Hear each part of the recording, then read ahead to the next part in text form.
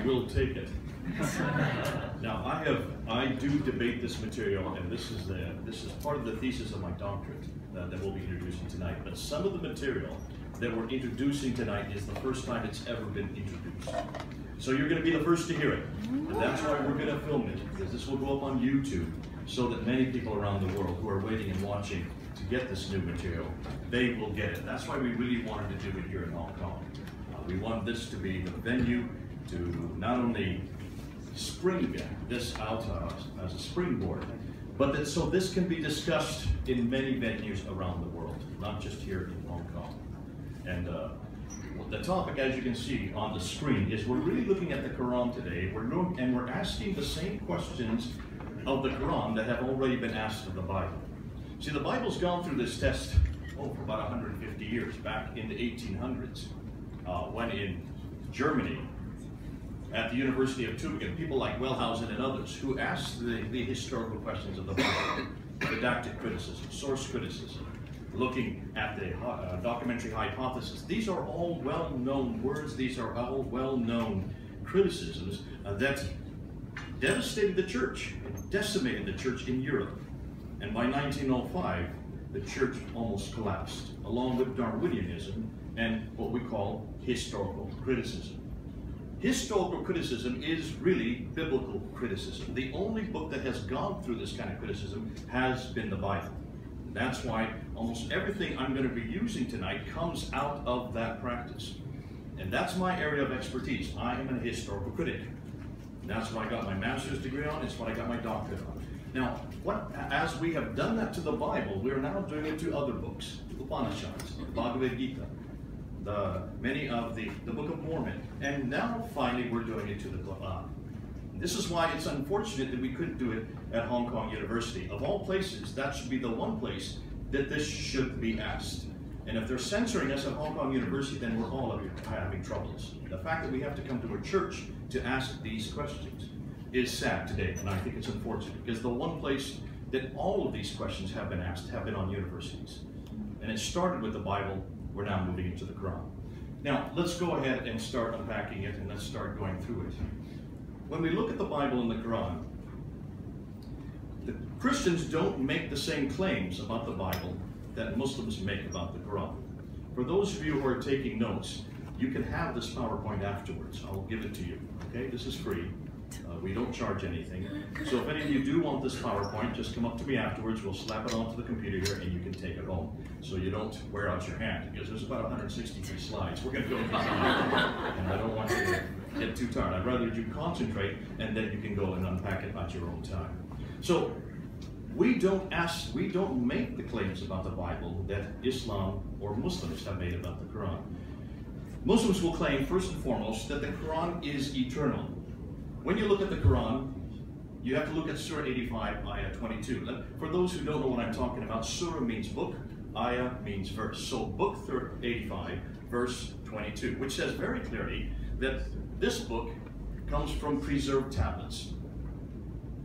Now, that may seem nebulous to most of us, but for the exegetes, for people like Al-Tabari, Zamakhshari, Suyuti, and others, when they're talking about preserved tablets, they're talking about eternal tablets. So this book is derived from eternal tablets that have always existed. Therefore, it is inimitable. It is above criticism. That it was sent down to a man named Muhammad over a 23-year period, from 610 to 622. That's the other claim they make. Thirdly, that it was compiled completely at during the time of Uthman, the third caliph, around 652 AD. So roughly 20 years after Muhammad's death, because he died in 632.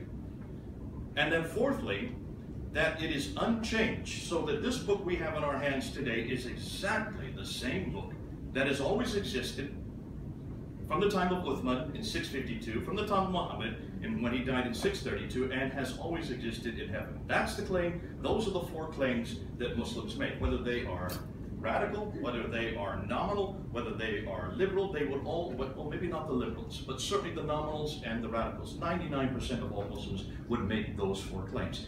Would we make those four claims as Christians? No, we wouldn't. Our Bible is not eternal. We know it's not. Well, was it sent out? No, it was not sent out. It was written by men. We know the men who wrote it. We give the names to many of the characters who wrote it. Matthew wrote Matthew, Mark wrote Mark, Isaiah wrote Isaiah. We give the names to the men. We know it's written by men. It is inspired by God, yes, but not sent down via an angel Gabriel to a man, to 33 different men. No, we will not make that claim. Thirdly, we would claim that in its original form, yes, it was complete. Yes, we would. But we don't have the originals today. Fourthly, we would be very clear that yes, it has changed. We know about 40 verses that are in doubt. And we're very clear. If you look at my Bible here, you go to the last part of Matthew chapter 16, verse 19 to 22, it says very clearly, and there's a line on my Bible that informs the reader that these verses are not found in the earliest Greek manuscripts. And we're very honest about that. We're very transparent about it. Christians have always been transparent about that. If you go to John chapter 7, verse 53 to John 8:11, there's a line before that verse and a line after those group of verses that say very clearly in the Sinaiticus and the Alexandrinus and the Vaticanus, all of these manuscripts that are in London, that are in Rome, these manuscripts don't have those set of verses, those 9 verses. We're very clear about that. 1 John chapter 7, 1 John chapter 5, verse 7 and 8. Verse 7 has been taken out of most Bibles because it should not be there. It was added in England, of all places, your country, for the King James Version in about the 1500s. So we are very clear, we're very open, and we do not try to hide that. So we wouldn't make that fourth claim. Yes, it's been changed, but we know exactly where it's been changed. And the reason why is because we have so many thousands of manuscripts to refer to. We have 5,300 Greek manuscripts, 10,000 Latin Vulgates, 9,000 in other languages. That's roughly around 24,000 manuscripts that we can look at in order to know what our Bible is. And we've compared all of them together, and that's pretty much why we know exactly what belongs and what doesn't, what has been added or what has been accreted, what has been deleted. That has not yet been done to the Quran, except tonight. We're going to do that. We're going to ask and do the same work that has been done on the Bible, we're going to do of the Quran. So, therefore, we need only look at the 3 Muslim claims: eternal, sent down, and unchanged. We're going to look at those. In fact, we're going to do more of that. We're going to do, and my remit tonight is this. I don't have to prove whether the Bible or the Quran is the Word of God. I leave that up to you. That's for you to decide. I'm not here to try to impose that on you. You've got to make that decision, every one of you sitting in this room tonight, which truly is the Word of God. My sole purpose tonight is to prove that the Quran we have today, this book here, this is known as the Hafs manuscript. This is the Hafs copy. This is the 1924 Quran. That this book that I have in my hand today, all we have to ask is, we're going to prove today that this book does not come from Muhammad. It does not come from the 3rd Caliph Uthman. It was not compiled completely during the time of Uthman in 652. In fact, I'm going to prove today that this book didn't even exist in the 7th century. All right, listen to me. Muhammad died in 632. He started receiving revelations in 610, the early 7th century. I'm going to prove today that this book does not even exist in the 7th century in its complete form. And I'm going to prove today that this book was written not by God, does not come from God, does not come from Muhammad, but it comes from men, like you and me. Was intentionally changed throughout the last 1,300 years, and is basically only 93 years old. Let me repeat that. The Quran that we have in our hand today is only 93 years old. Created, finalized, canonized in 1924 at Al-Azhar University in Egypt. All right, let's go ahead and let's see how I'm going to do that. Now, let's ask what the Muslims say. This is what they say. This is from the Hadith of Mishkat al-Masabi, page 664. The Quran is the greatest wonder among the wonders of the world. This book is second to none in the world according to the unanimous decision of the learned men in points of diction, style, rhetoric, thoughts, and soundness of laws and regulations to shape the destinies of mankind. Now, that's quite a bit to say in one paragraph. They're making all kinds of claims to say that. In other words, it's superior to every other revelation is what they're saying. Secondly, they say that Will they say Muhammad hath forged it? Answer, bring therefore a chapter like unto it, and call whom ye to your assistance besides Allah, if ye speak truth. That's in Surah 10, 90, verses 37 and 38, chapter 2, verse 23, and chapter 17, verse 88. Basically what they're saying, there is no other book that can equal this. There's nothing that comes close to this. It's the mother of all books, according to Surah 43, verses 3 and 4. So what we're going to do tonight is investigate 7 areas. We're going to start with the compilation. How was this book put together? What do Muslims tell us? What do the traditions tell us concerning how this book was put together? We're going to look at internal anachronisms, historical anachronisms. We're going to look at source criticism. Where did many of the stories in the Quran come from? We're going to especially look at manuscript criticism, and this is going to be the most damaging, the manuscript critique. And we're going to look at ancient corrections. That will be equally damaging. This is new material that's just coming to the fore in the last 2 years. And then we're going to look at modern corrections. This is material that's just come to the fore in the last 12 months. And then we're going to end up with the Birmingham folio, the claim that that is the original Quran, the one that was found in Birmingham back in 2015. All right, now, problem number 1. Let's start with compilation. How did this book get put together? How was it compiled? To do that, we're going to look at why was it compiled, when was it compiled, who compiled it, where was it compiled, what was compiled, and how was it compiled. So we're going to try to get through each one of those. So let's move right on. What Muslims tell us, they say in order to understand how this book was compiled, we need to start and look and see what Al-Bukhari. Al-Bukhari is the most authoritative of the hadith writers. He's writing in the late 9th century. He died in 870, and this is what he says concerning how the Quran was compiled. You need to go to Al-Bukhari, volume 6, hadith number 509 and 510. Now, there you can see the Arabic on the right, and there's the translation on the left. Rather than go through the entire translation on the left, I've just summarized there on your screen. In 650, Uthman, that's the third caliph. You have Abu Bakr, you have Umar, and then you have Uthman, who rules from 646 to around 661. Uthman, I'm sorry, to 656. Ali then takes over from 656 to 661. So he's the third of the 4 rightly guided caliphs. And in 650, he did not have the entire corrected Quran text at hand. So as Al-Bukhari's admits, a large part of the Quran may be lost. This was the concern at the time of Uthman. For Uthman then orders 3 to help Zayd ibn Thabit. Who is Zayd ibn Thabit? He is the secretary of Muhammad. He is the one that wrote the first recension. He is the one that first wrote down the first copy of the Quran, roughly around 632 to 634, and that's what we're talking about. To revise the Codic of Hafsa, daughter of Umar, and correct it where necessary, even recalling a verse, chapter 33, verse 23, which had been missing from the original text. The next hadith then goes on from there, 510. Uthman takes Hafsa's copy. So here we are. Let me just give the scenario. You have back there in 632 and 634, immediately after Muhammad's death, you have the Battle of Yamama. The Battle of Yamama, many of those who had memorized the Quran died in that battle. And so they, both Abu Bakr and Umar come together, and they're concerned, because if all of them died, then of course the Quran will be lost. It had not been written down at the time of Muhammad's death. Some of it had been written on stones, some of it had been written on bones, some of it had been written on leaves, stalks, but much of it had been memorized by the companions of the Prophet.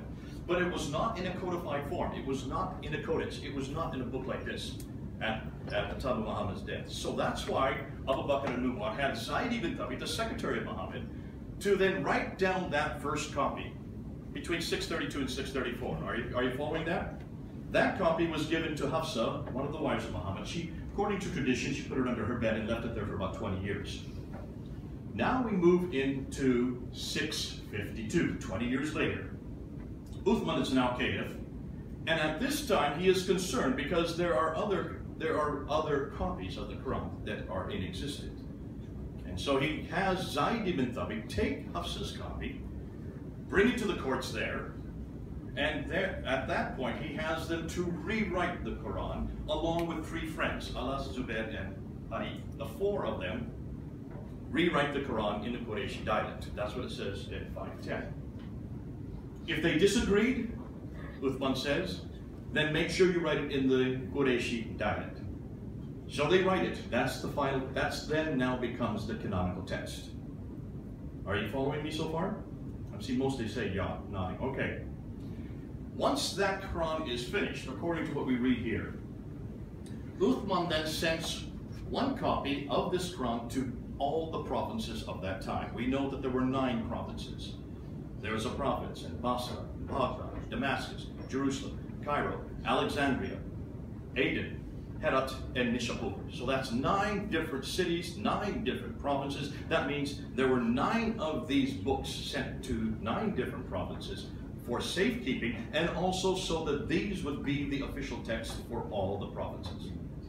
And then look and see what he does. After he sends it to the 9 provinces, then, oh, it's right off the screen. We can't even see at the bottom of the screen here. But it says, all those, whether in written in fragmentary manuscripts or whole copies, must be burnt. They burnt all the residual manuscripts. Now, it's not me saying this. This is what Al-Bukhari says in the 9th century, referring to what happened back in the 7th century. Now, here are the questions that I have. First and foremost, why is it that we even need a Quran? And if we do need a final revelation, why didn't God choose a language which could not accommodate the Quran? In other words, take a look at the Quran and look at it. You'll see when we show you all the earliest manuscripts, there are no diacritical marks on any of them, and there's no vowelization. That means there's no dots above and below the lines, and there's no dama, kasra, or fatha, the u, the ah, the e sound. These don't exist on the earliest manuscripts, which means Arabic was so crude at that time in the 7th century, it could not accommodate a revelation from God to begin with. So why would God in his wisdom even choose Arabic? That's the first question I have. Did he not have other languages he could have chosen? Yes, he had Hebrew. He already had Greek. That was where the New Testament was written in. There were many languages that are much older than Arabic and could have accommodated this text. So why did God use the languages he had already used previously? That's the second question. Furthermore, why didn't God choose a man who could read and write? Why in the world did he choose someone who was illiterate? For the greatest revelation in the history of mankind, you would have think God would have chosen someone who could at least read and write that book. And if Muhammad could not read and write, why didn't he learn to read and write? He had 23 years to do it. It doesn't take long to read or write Arabic. I've had 2 years of it. Many of you probably can read and write Arabic. Certainly, if that was his major mission, if that was his sole mission on earth to receive the Quran and give it to the world, then why in the world didn't he learn to read it and write it?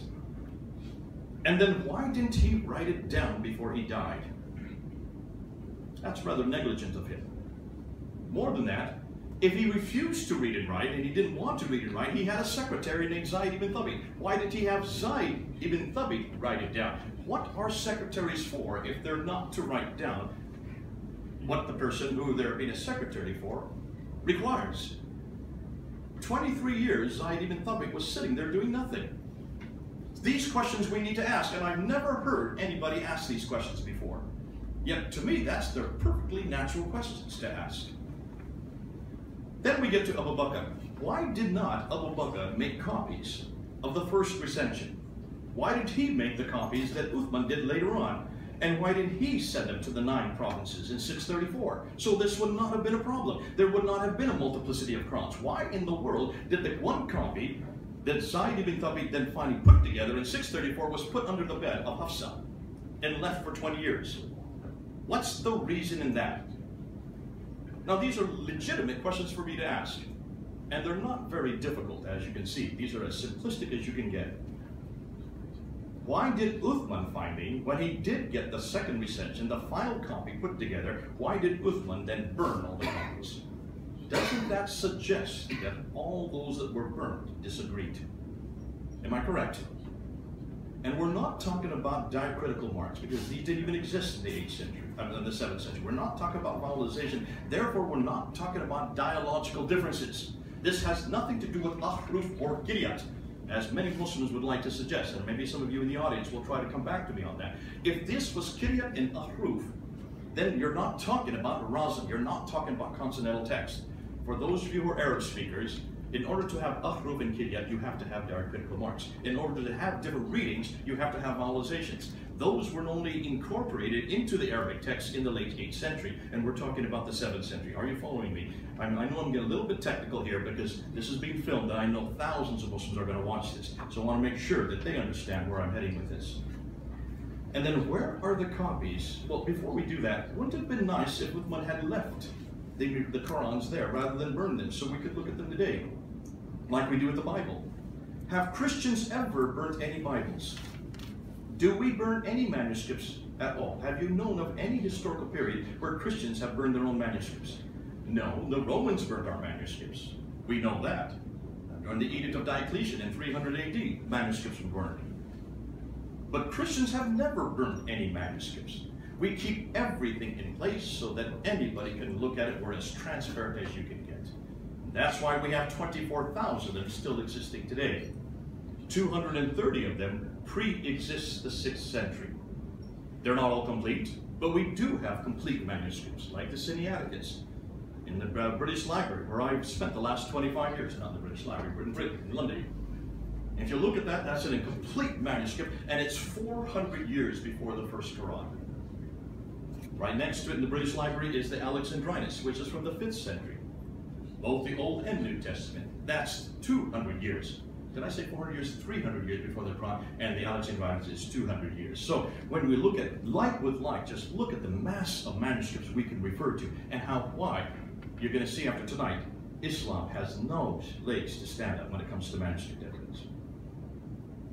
Then I asked probably the most damaging question. Where are the copies of the Quran sent to the 9 cities?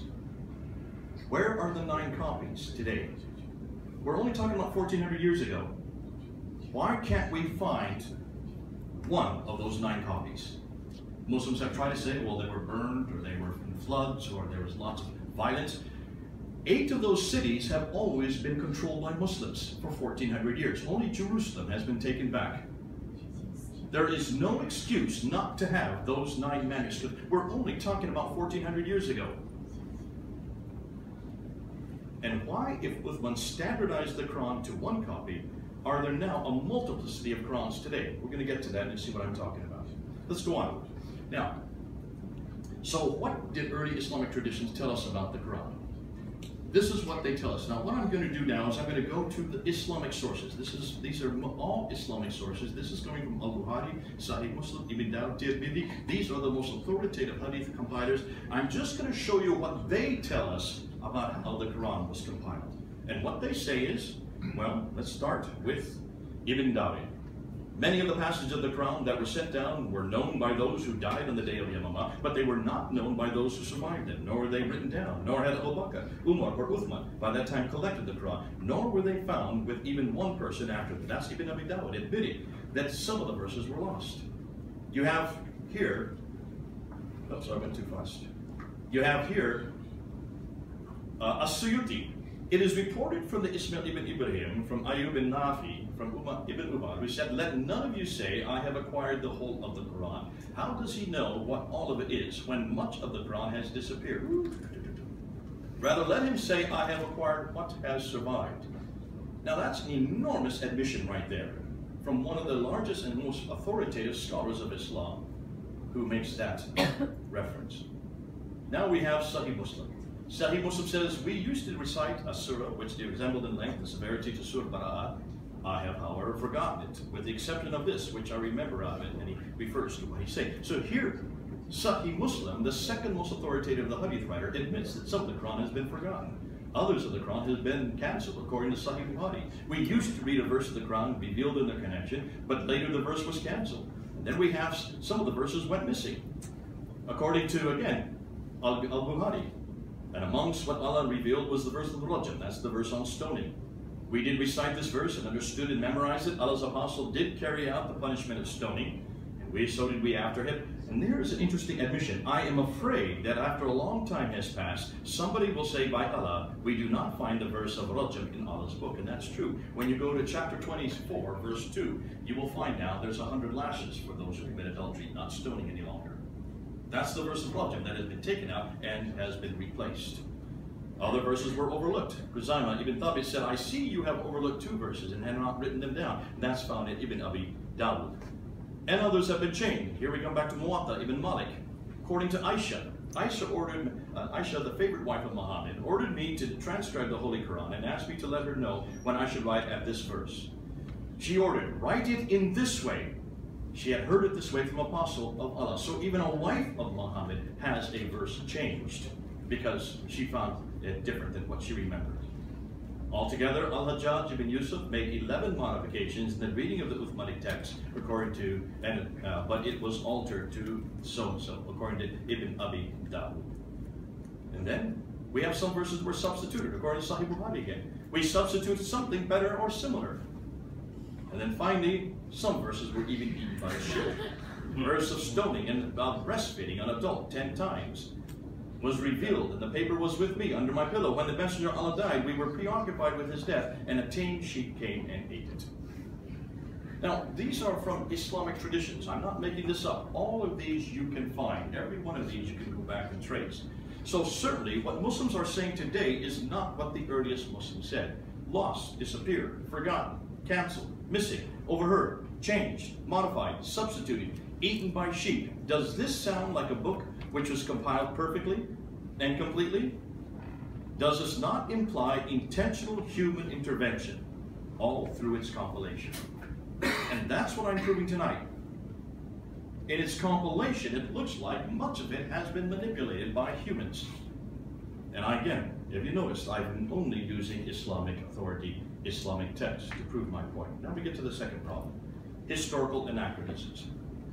The claim by Muslims is that the Quran is perfect, does not contain any errors, as the eternal word of God, that being such. It has no history, it has no intentional human interventions, thus historical criticism created for the Bible does not apply to the Quran. And this is what my Muslims have told me for the last 35 years that I've been working in Islam. This is what I've heard over and over again. Historical criticism is not a problem for the Quran, it is only a problem for the Bible. Now let's take a look. When we look at the Quran, we find that it introduces a Samaritan way too early. In Surah chapter 20, verse 85 to 87, also 95 to 97, it says, but indeed we have tried your people after you departed, and the Samari has led them astray. So Moses returned to his people, angry and grieved. Moses said, and what is your case, O Samiri? Samiri is the name for Samaritans in Arabic. Now the problem is Samaritans did not exist at the time of of Moses in 1400 BC. The Samaritans were created by Sargon II, the Assyrian king, in 722, 700 years later. So here's a historical anachronism that is quite common in the Quran. When the Quran borrows stories, it puts the individuals in the wrong place. Now let's go back. We have here has a mosque too early in Surah 17, Ayah 1. Glorified is he who took a slave for a journey by night from the Al-Masjid Al-Haram in Mecca to Al-Masjid Al-Aqsa in Jerusalem. This is known as the Miraj. In 621, when Muhammad was woken up in the middle of the night, told to get on the back of the Buraq, the winged horse, and he flew on the winged horse up to Jerusalem. And there at the dome, where the Dome of the Rock is today, where the rock was at that time, which was known as the Al-Masjid Al-Aqsa, according to the Quran, he then flew up to the seven heavens. Now the problem with that is there was no Al-Aqsa in Jerusalem at that time. That was not built until 710 AD. This is 621 AD. If they want to say it's the Dome of the Rock, that was built in 691 AD. Can you see the problem? That's 70 years later. You cannot have a mosque in Jerusalem that early. There were no Muslims in Jerusalem that early. There was no mosque that early in Jerusalem. If you want to call it the temple was destroyed in 70 AD, so there was no temple there either. So where is this Masjid Al-Aqsa in Surah 17, Ayah 1? In Surah 34, Ayah 10 to 11, it says, and we certainly gave David, we made pliable for him iron, make full coats of mail and calculate precisely the links, assuming that there was chainmail at the time of David, who lived in 1000 BC. Coats of chainmail were not invented till 200 BC, a full 800 years later. You cannot have it that early. The Quran assumes crucifixion much too early.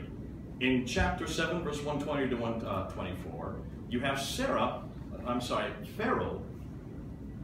saying to the sorcerers who were trying to keep up with Moses. Moses was doing all these different signs, these different plagues. And so the sorcerers were trying to keep up with them, and they could not. And so Pharaoh takes the sorcerers and crucifies them. Well, we know that Moses was living in 1400 BC. In Surah 12, Ayah 41, the Pharaoh of that time takes the baker who is in prison with Joseph, takes him out of prison and crucifies him. Now we know that Joseph lived in 1800 BC. Here's the problem. There was no crucifixion that early. Crucifixion was invented in 500 BC. Do you see the difficulty? That's over 1,000 or 1,300 years later. And so the Quran makes these kind of historical anachronisms over and over again, which suggests to me that if you're going to get it right, at least get it right with the crucifixion of Jesus. But then it denies the crucifixion of Jesus in chapter 4, 157. And they did not kill him, nor did they crucify him, but another was made to resemble him to them. And indeed, those who differ over it or in doubt about it, they have no knowledge of it except the following of assumption, and they did not kill him. Now, we do know that historically, almost every historian of the 1st and 2nd century agreed that that was Jesus on the cross. Thales, a Greek historian, was debating Phlegon in 52 AD. That's within 20 years of Christ's death. They were having a debate about the death of Jesus Christ. They mentioned that with the day that Jesus died, the earth shook and the sun went dark, supporting exactly what we see in the Matthew account. So there you have Greek historians that agree with the crucifixion. Lucian was a Greek satirist who, in the 2nd century, talks about the crucifixion of Christ. Marabar Serapian's letter to the pagan in 73 AD refers specifically to the death of Jesus Christ. Josephus was a Jew. He was a Jewish historian, right between 37 AD and 90 AD. In the late 1st century, he not only talks about the death of Jesus Christ, he mentions curiously that the Christians believe that he rose again. It's the only non-Christian reference we have to the resurrection. And then you have Tacitus. Tacitus hated Christians, had nothing good to say about Christians. Yet Tacitus, in the beginning of the 2nd century, talks about the death of Jesus Christ and gives us the date for it, because he says it happens during the time of Pontius Pilate under the authority of Tiberius. That's why we know today that it happened in 33 AD. Thank God for Tacitus. Though he did not agree at all with what Jesus was or what he said or what he did. He did agree that he did die on the cross. So you have Greek historians, you have Jewish historians, you have Roman historians, all from the 1st and 2nd century, all agreeing that that was Jesus on the cross. Show me any historian that disagrees until you get to the Quran. 600 years later, a man who couldn't even read and write in a language that couldn't even accommodate what he was saying, then suddenly gets a new revelation that Christ was not on the cross. That's in Surah 4, 157, but if you go to Surah 19, Ayah 33, Jesus himself, or Isa himself, talks about his death and resurrection as a little child. Blessed be me, the day I was born, the day I die, and the day I rise again, completely confronting Surah 4, Ayah 157. I leave that for the Muslims to deal with. What about Mary? Surah 19, Ayah 28. Mary is the sister of Aaron. In Surah 66, Ayah 12, Mary is the daughter of Imran. In Surah 20, Ayah 30, Aaron is Moses' brother. But Mary, all the way through, is the mother of Jesus. How can you have Jesus' mother, who could be the sister of Aaron and the daughter of Amram, who is Amram in the Old Testament, in Exodus chapter 6, verse 20. Now we do know that both Aaron and Moses had a sister named Miriam. But she lived in 1400 BC, and she could not be simultaneously the mother of Jesus, because otherwise she was 1400 years old. And I don't think Mary was that old. It looks like the Quran confuses the two Marys, and confuses and assumes, therefore, that the Mary of the time of Moses is the same Mary, the mother of Jesus. Some say, well, no, that Mary's father is Amram. That's not true. When you look at Luke chapter 3, it's very clear that the father of Mary is Heli. It comes from a completely different line than the father of Jacob, who is the father of Joseph. Now it confuses the Qibla and the Kaaba. The Qibla, Surah 2, Ayah 144 to 149, from 624, all Qiblas should be facing towards Mecca. Yet we now find 4 different Qiblas. I'm not going to unpack this tonight. Come on Saturday. We're going to show you how entirely, in fact, we're going to look at the Qiblas. We're going to show you about 65 Qiblas that are facing the wrong way. That we're going to introduce on Saturday. So come and rather than talk about it tonight, look and see what we now know about Muhammad and about Mecca. we're going to show you that there was no Mecca at all. None existed at the time of Muhammad. Wait till you see what we have now found concerning Mecca. But that's for Saturday, so I'm not going to unpack that too much today. Including the Kaaba in Mecca, we'll talk more about that on Saturday. It confuses Pharaoh, the Tower of Babel, and Haman. Surah 28, ayah 38. The Pharaoh said, "Oh, so kindle for me Haman." Haman? In Egypt? Surah 40, ayah 36 and 37. Pharaoh said, "Oh, Haman, construct for me a tower." Haman building a tower? First of all, Egypt, they never did build towers. They built pyramids and temples. We don't know of any reference to towers in Egypt. That was another problem.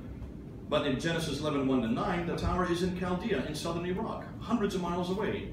Haman is not even an Egyptian name. It's a Persian name. And we find it in Esther chapter 3, verse 1, where Haman was the minister of the Persian king Ahasuerus, who is Xerxes I according to the Greeks, and reigned between 486 and 465. Pharaoh was in 1500 BC, Haman lived in 510 BC. They therefore never met each other because they lived over 1,000 years apart. Are you seeing the problem here? These are anachronisms that Muslims have not yet been able to answer. Then when you get to Al-Qadamai, who's Alexander the Great, in chapter 18, verse 6, he goes and he brings me a sheet of iron, he says, and he builds this between two mountains, a wall made out of iron with molten copper put over top. Now, if you build a wall made out of iron with molten copper over top to keep the enemies from getting through, that's a pretty substantial wall, wouldn't you suggest? Why is it no one has heard about this wall? It would be the greatest engineering achievement in the history of mankind. Even today, we can't build walls of iron between two mountains. Yet, according to the Quran, this is exactly what Alexander the Great did in 300 BC. Alexander the Great had 3 different biographers who talked about his life. Nowhere in any of the 3 biographies is there any reference to a wall between two different mountains. It refers to futuristic coin, the dirham, in Surah 12, ayah 20, talking about Joseph being sold for a few dirham counted out. Now, Joseph lived in 1800 BC. Coins didn't even exist at the time of Joseph. They were created by the Lydians in the 7th century BC, over 1,000 years later. The dirham, ironically, did not exist at the time of Muhammad. So how could Muhammad have even talked about a dirham? There were no dirhams at the time. There were drachmas. There were Greek drachmas. There were Persian drachmas. Now, Muslims have said, well, this is the Arabic name for drachma. No, there wasn't. There was no Arabic name for drachmas. They used the word drachma at that time. But dirhams were then introduced in 661, but Muhammad died in 632. This is 30 years later. It's as if I were to come to you, Paul, you're a British man, and I say back in 1960, I would have loved to have bought your coat for 20 euros. It would have made no sense in 1960 to talk about euros.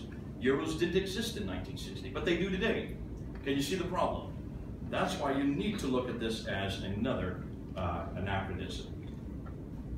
Interestingly, the Bible gets it completely correct. In chapter 37 of Genesis, it says that Joseph was sold for 20 shekels. Shekels is the right denomination. It is a weighted measure. It is 0.2% of kilos of a silver, proving that not only is the Bible correct, but it also, we know from the Nuzi tablets and the Mari tablets, that the price of a slave in 1800 BC was exactly 20 shekels. The Bible gets the right denomination, gets the right price of the slave, the right man at the right place doing the right thing at the right time, and we don't even ask the Bible to do that. It just turns out the Bible is correct, but then I'm not surprised. Conclusion. The authors of the Quran do not know history. God would not make these mistakes. Further proof, these are intentionally human interventions.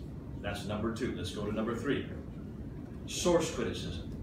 Now, what source problems existed? According to Muslims, this is what they claim. The Quran is the eternal word of God. Its source comes from eternal tablets, preserved in heaven, chapter 85, verse 22. It was revealed to correct the errors of previous revelations. It is unfettered by human intervention. In other words, it does not come from man. I hope that the other Muslims don't walk out. We need the Muslims to stay. They need to listen to this. I just saw a Muslim walk out. We do need the Muslims to stay because I want them to react to what I'm saying tonight, okay? It's important that you do. So what are the source problems? When you take a look at the Quran, you will find that there are many stories in the Quran that talk about biblical characters. What's interesting is when you look at the biblical characters and you look at the stories that are there, they are not the same stories that we have in the Bible. And this has always been a curiosity for those of us who are Christians and Jews. Why is it they don't have the same stories? We now know the reason. In almost every case, 25% of the Quran is borrowed. We know where they borrowed them from, we know who they borrowed them from, and we pretty well know the documents that they borrowed them from. And rather than go through all the hundreds of them that we could go, I'm not going to give you them, I'm just going to give you 2 or 3. In chapter 5, verse 32, we ordained for the children of Israel that if anyone slew a person, unless it be for murder of mischief, spreading mischief in the land, it would be as if he slew the whole people, and if anyone saved a life, it would be as if he saved the life of the whole people. This is one of the favorite verses that is bandied around by Muslims, by Ahmadiyas, am I correct? Ahmadiyas love this verse, because it's the one verse on peace you can find in the Quran. The problem is it doesn't belong in the Quran. We know exactly where it comes from. If you were to go to the verse before it, it's the story of Cain and Abel. Cain kills his brother Abel, doesn't know what to do with the body of his brother, and so he watches the raven burying his partner, and he follows the example of the raven and buries his brother. Then you get this verse, which follows it. O children of Israel, which means it has nothing to do with Muslims. This is for Jews. He who takes the blood of one is if he takes the blood of all, but he who saves the blood of one is if he saves the blood of all. This is a redemption analysis on the blood of Abel. And it was written, first of all, the story of Cain and Abel we have found in the Targum of Jonathan ben Uzziah, which is a 2nd century apocryphal account. Look at the date, 2nd century AD, long after the Bible was already canonized. So it was written by Jews about the blood of Abel. It wasn't until the 5th century AD that a scribe who was copying over the Targum of Jonathan ben Uzziah wrote in the margin in his own pen, he who takes the blood of one is if he takes the blood of all. He who saves the blood of one is if he saves the blood of all. It was nothing more than a scribe basically editorializing about the blood of Abel. In the late 5th century, when the Bar Sanhedrin was written by the Jews, the story of Cain and Abel, along with the analysis of the blood of Abel, was then incorporated into the same story in chapter 4, verse 5. We know when it was written, we know who wrote it, we know why it was written. It has nothing to do with God. It has nothing to do with, really, with anybody other than those Jewish scribes that wrote it. And yet then it gets incorporated into the Quran, somewhere in the 7th or 8th or 9th century. What's fascinating, if you want to find out what you're supposed to do, read the very next verse that follows it, verse 33, because that verse has not to do with Jews. It has to do with anybody who does not follow Muhammad or does not follow Allah. We must be crucified and have our hands and feet cut off on opposite end. That follows verse 32. That's to do with us, not verse 32. That's to do with Jews. Are you following me? Now, let's look at Surah 5, verse, take that 5 out of, that's a misprint. Chapter 27, verse 17 to 44. In chapter 27, verse 74, you have an interesting story of Solomon and Sheba. Solomon has birds that he keeps them and marches them every day so they can fly up into battle and drop stones on their enemies. And on the bottom of every stone is the name of the enemy they're going to kill. The first Air Force ever invented was by Solomon. I had no idea. One day, as he's marching his birds, he noticed that one of the birds is missing, the hoopoo bird. It's called that because it goes hoopoo, hoopoo. We have them in India, and I grew up with these hoopoo birds. And he was angry that the hoopoo bird wasn't there marching with him. Then he sees the bird flying in from the south and it lands at his feet, and he talks to the bird. I had no idea Solomon could talk to birds.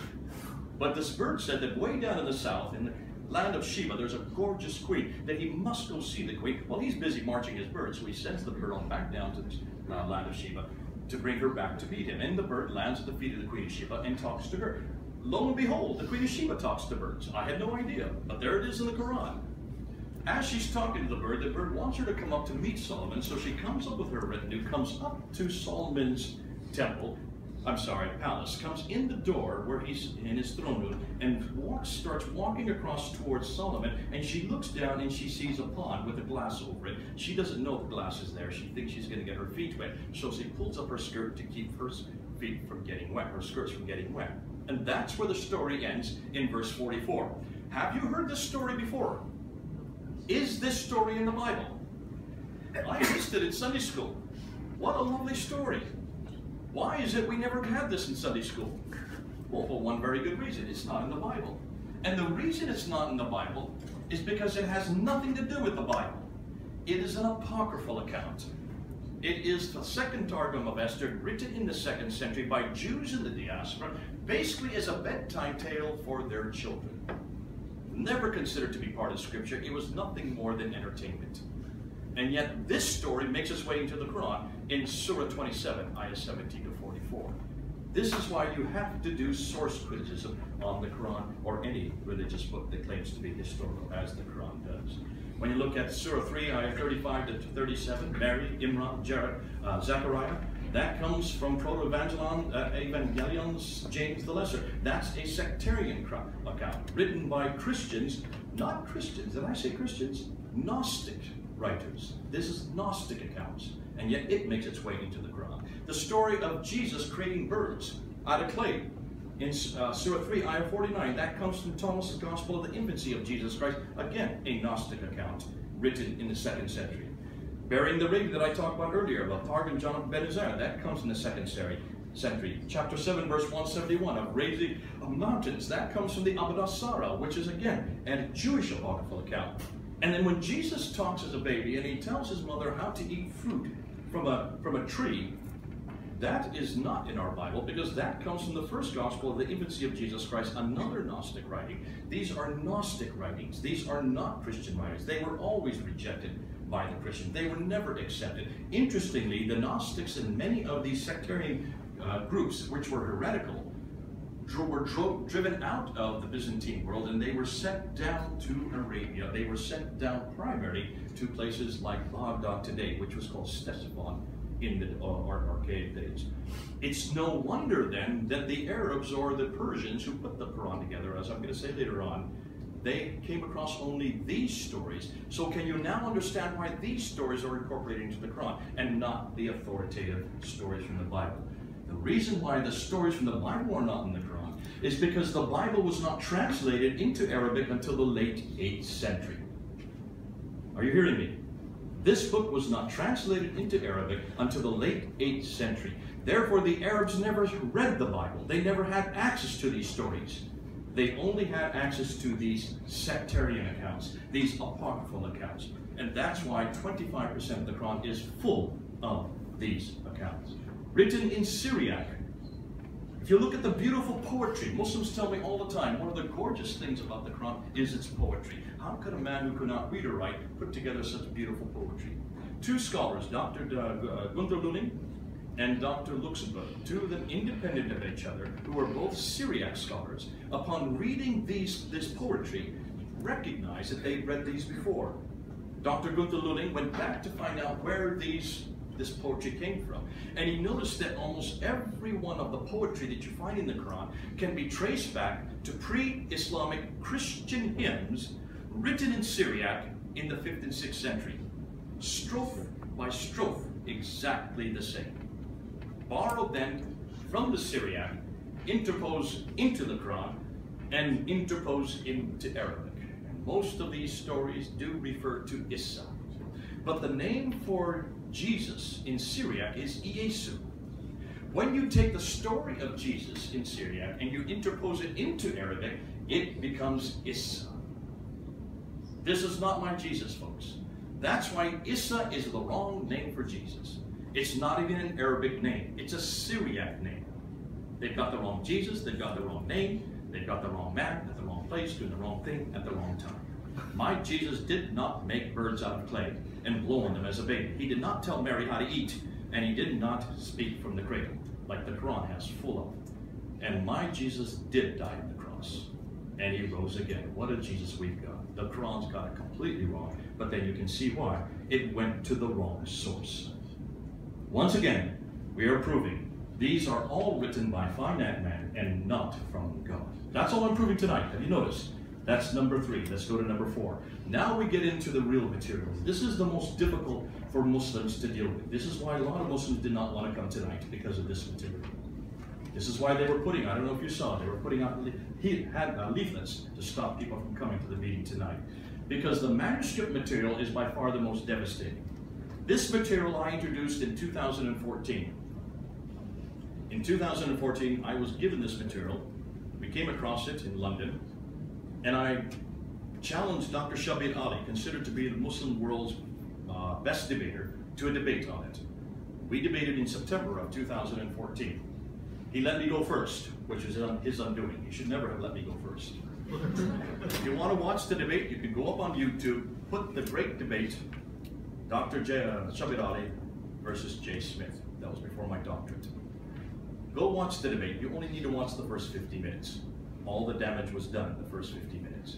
So I'm going to share you tonight what I shared on that night. Now let's remind ourselves, what is it we're saying? Claims about the Quran. Muslims claim it is eternal. Muslims claim it was sent down. Muslims claim it was complete at the time of Uthman. And Muslims claim it is unchanged. All you need is ask those 4 questions to any Muslim at any time. Just need to remember those 4 words: eternal, sent down, complete, unchanged. Well, that's 5 words. Okay, so I don't know my math. But if you could just remember those 4 demands: eternal, sent down, complete, unchanged. My question is, prove it. Prove those 4. Which means I know you can't prove eternality, so I'm not going to ask you to prove eternality, any Muslim sitting here tonight. You can't prove sent down because we weren't there. All I'm asking any Muslim here tonight is, show me a complete manuscript of the Quran from the time of Uthman, that's the mid-7th century, which is complete and unchanged. That's all I'm asking. And that's what I asked Dr. Shabir Ali in 2014. And he still has not answered me. He cannot. No matter how good a debater he is, there is no way that any Muslim can answer those 3 questions.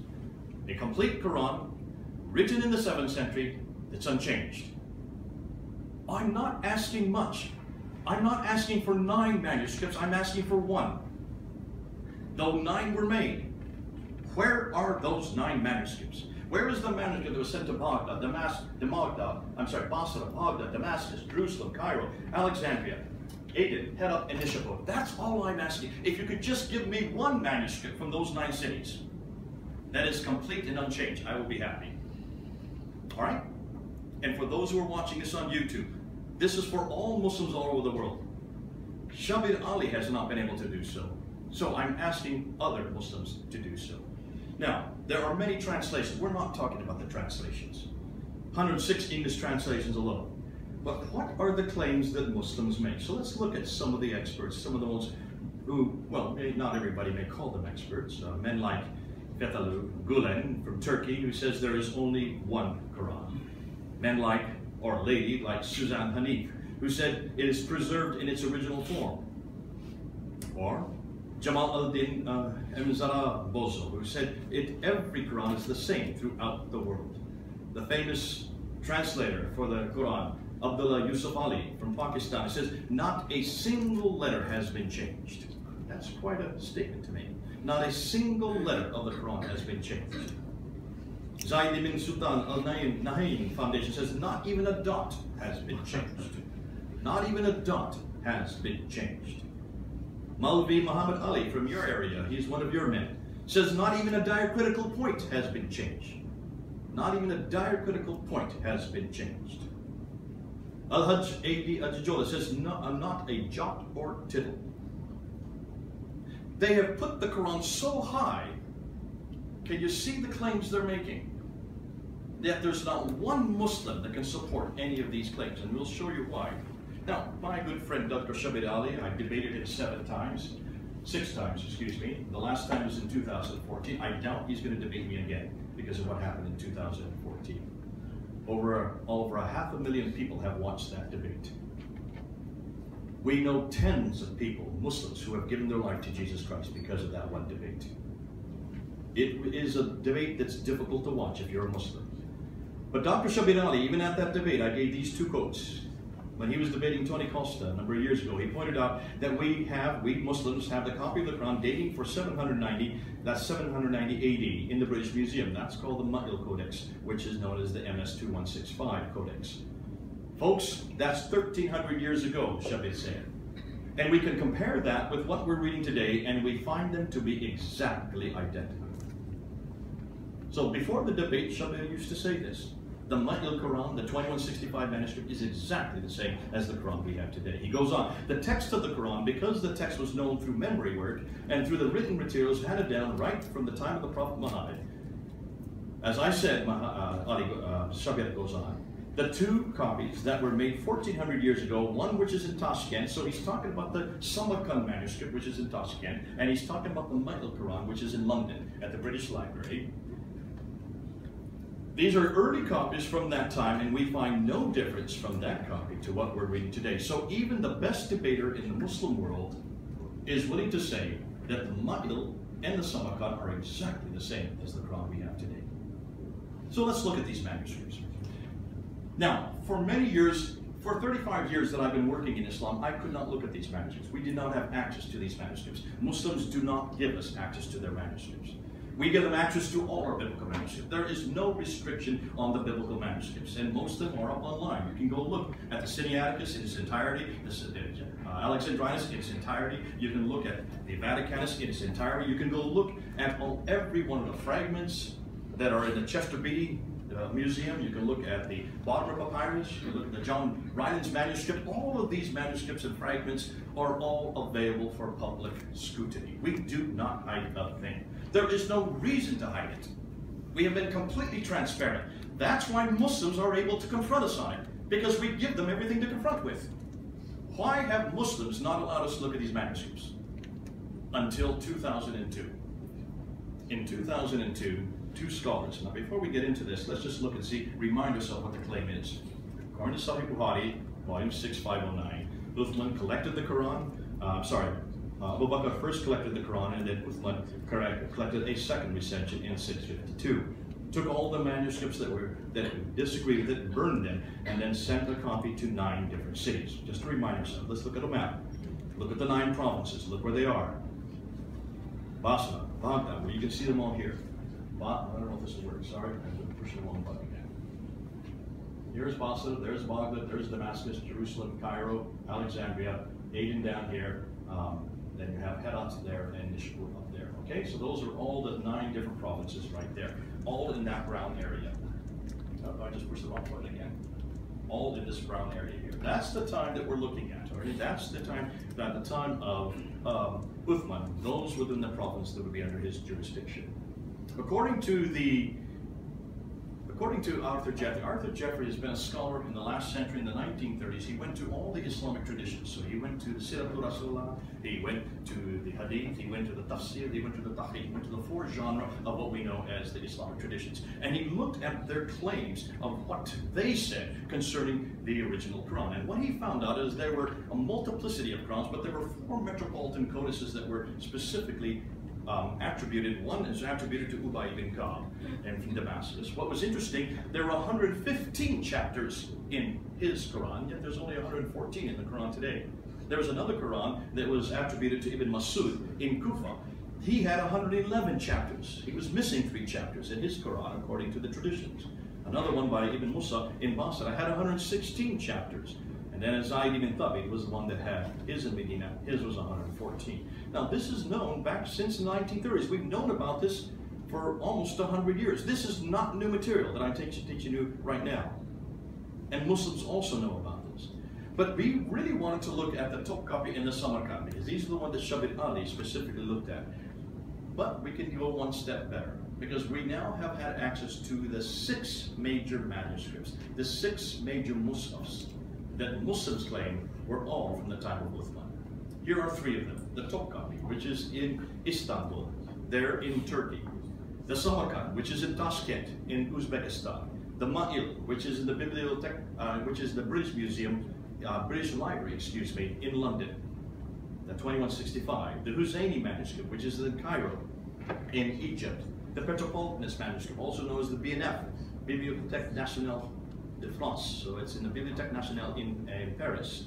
And then most important, probably the most exciting one, is the Sana'a manuscript, which is discovered in 1975, which is in Sana'a in Yemen. So those are the 6 manuscripts: the Topkapi, the Samarkand, the Ma'il, the Husseini, the Petropolitanus, and the Sana'a manuscripts. Now, we have only had access to the Petropolitanists and also the Ma'il because they are in London and in Paris. The other four we had not access. No one could get access to. No non-Muslim could get access to. And then in 2002, two gentlemen, two Turkish scholars, Professor Dr. Ekmeluddin İnsanlı and Dr. Tayyip Atakılıç, were given access to all 6 of these manuscripts. They were given it for 5 years. So from 2002 to 2007, they were able to look at all 5 of these manuscripts. They were the first ones to do so. They are considered to be the leading scholars in the Muslim world on Arabic script, on Arabic codices or codexes. This is a codex, a book. Especially Dr. Tayyip Atakılıç. They are the ones that had access, have always had access to the Topkapi, the most important, considered to be the most important by scholars today. What did they find? They came out with their finds in 2009.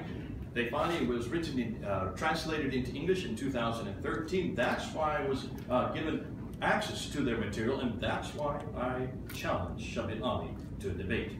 Because now we finally have access to these 6 manuscripts. These are the earliest manuscripts.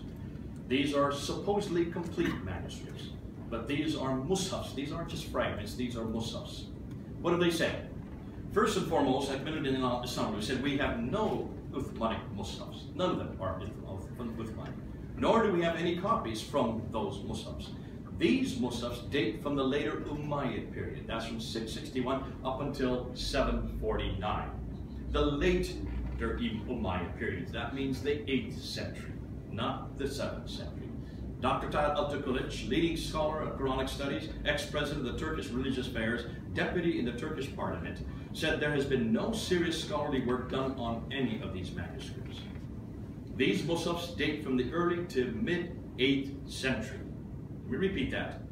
Early to mid-8th century. None of them are from the 7th century. They are not Uthmanic, nor even copies sent by him.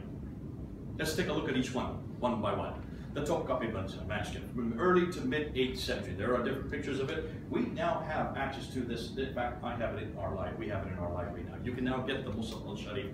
It costs £400. It's very expensive, but you get the entire manuscript now. We now have access to every page of it. The introduction is in English. You only need to read it. It's only 83 pages long. If any of you do want to get it, you can get it. It's on my computer right over there. I can give it to you even tonight. Atakılıç dates the Topkapi manuscript to the second half of the 1st century AH, that's after Hijrah. So therefore it is the early to mid-8th century, all right? Not the 7th century. It was neither the private Musaf of Caliph Uthman nor one of the Musafs he sent to various centers. There are deviations from grammatical rules and spelling mistakes in the Musafs attributed to Caliph Uthman. He concludes that there are 2,270 instances where there's a difference from the consonantal skeleton of the Fat text, that's the canonical text that we use today. It has 2,270 differences.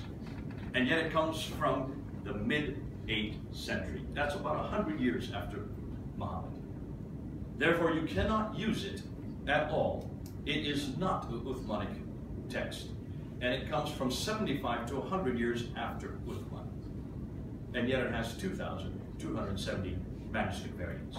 There are difference after difference with the 1924 text, which is the canonical text we're using today, like in Surah 14, Ayah 38.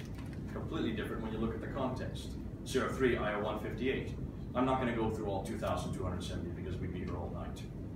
What about the Samarkand manuscript? This is the one that's probably the more famous. It's the one that was brought to London a few years ago to represent the greatest of all manuscripts for the Quran. It was brought to the British Library, and I went to see it. And you can see it's a very large text. It's what we call a monumental text.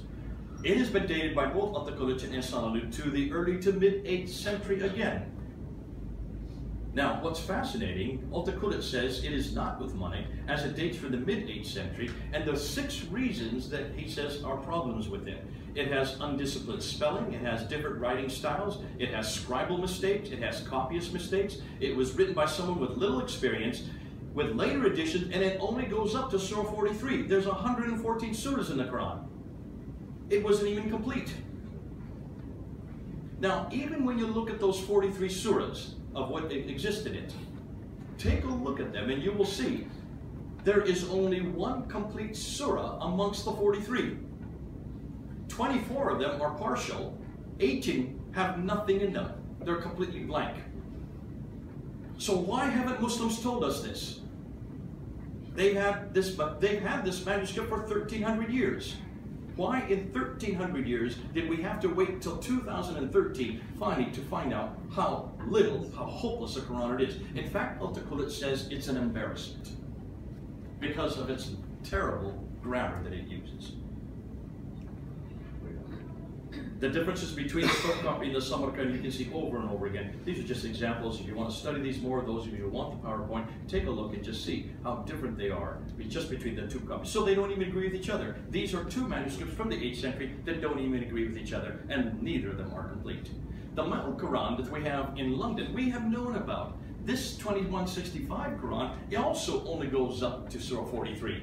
53% of the Quran is missing. It is dated to the late 8th century or early 8th century. Now that one is full of manuscript variants. We've already known about that. The Al-Huzayni manuscript is early to mid 8th century, dated by Al-Taqullit. He says this is not Uthmanic. It is dated from the early to mid 8th century. This copy is not one of the Muslims attributed to the Caliph Uthman. In fact, Franco de Roche, who is the European scholar, considered to be the world's authority on the earliest manuscripts, he dates this manuscript to the 9th century, not to the 8th century, because of the fact that it used a monumental form. That was borrowed from the Christian manuscripts in the late 8th century to the early 9th century. Note, if you look carefully, the coverings on the text. You see the coverings there. There's covering there. There's a covering there. There's a covering. We're going to talk about that. Over and over again, you see these coverings on this text. There's a covering there. They're covering words. They're covering up things. They don't want you to read part of the text. Then we get to the Paris Metropolitanist, which is also known as the Bibliothèque Nationale de France, from the Bibliothèque Nationale. This is the early 8th century. This is the one that has been worked over by Franco de Roche, Dr. Franco de Roche. He has authority over this manuscript. He has already said very clearly that there are corrections to the text. It disagrees with the Cairene Musaf in 93 places. The Cairene Musaf means the Musaf that we use today, the 1924. In 5 different copies who wrote it, had later modifications with erasers and additions. The largest section of this Petropolitanist manuscript is only concludes 26% of the Quran. Most of the Quran is missing. And yet Muslims have said it's complete. And that there's no difference between this manuscript and the Quran we have today. Why haven't they told us the truth? When you look at the Petropolitanist with the 1924, you will see a place, an area, verse after verse. We don't have time to go through all of them. And then we get to the Song manuscript. And this is probably one of the most exciting ones because it's the most recent that was discovered. It is also the earliest dated of all the manuscripts. It is dated to the early 8th century. Because of the fact it didn't have any diacritical marks, nor did it have any vowelization, German scholars were flown down in 1981 to look at it. They were given access, they took pictures of it, those pictures then were confiscated by the Yemeni government. They were only released to them in 1997. I got to know Dr. Gerd Quinn, and I went to see him in Germany, and he let me take a picture of some of those folios. But what was interesting, when you look at it, you will see that parts of it also have these tapings. Look how tapings. Now, you might say, well, maybe there's something's damaged there. But when you look at the back side, you will find there's no damage whatsoever. These are intentional tapings. You can't probably see all this, but these are all the different folios within the Sana manuscript, and you can see only 22% of the Quran is in that folio. This one only has about 25% of the Quran. None of these are complete. This one only goes up 1 to 29 folios. Here 11 surahs are changeovers. You can see an enormous amount of manipulation of the text. Over 1,000 manuscript variants were counted by Gerd Quinn when I visited him. And when he let me take a picture of it, he said, take a look here. Here's Surah 19, and then it jumps to Surah 22 at that yellow mark. What happened to Surah 20 and 21?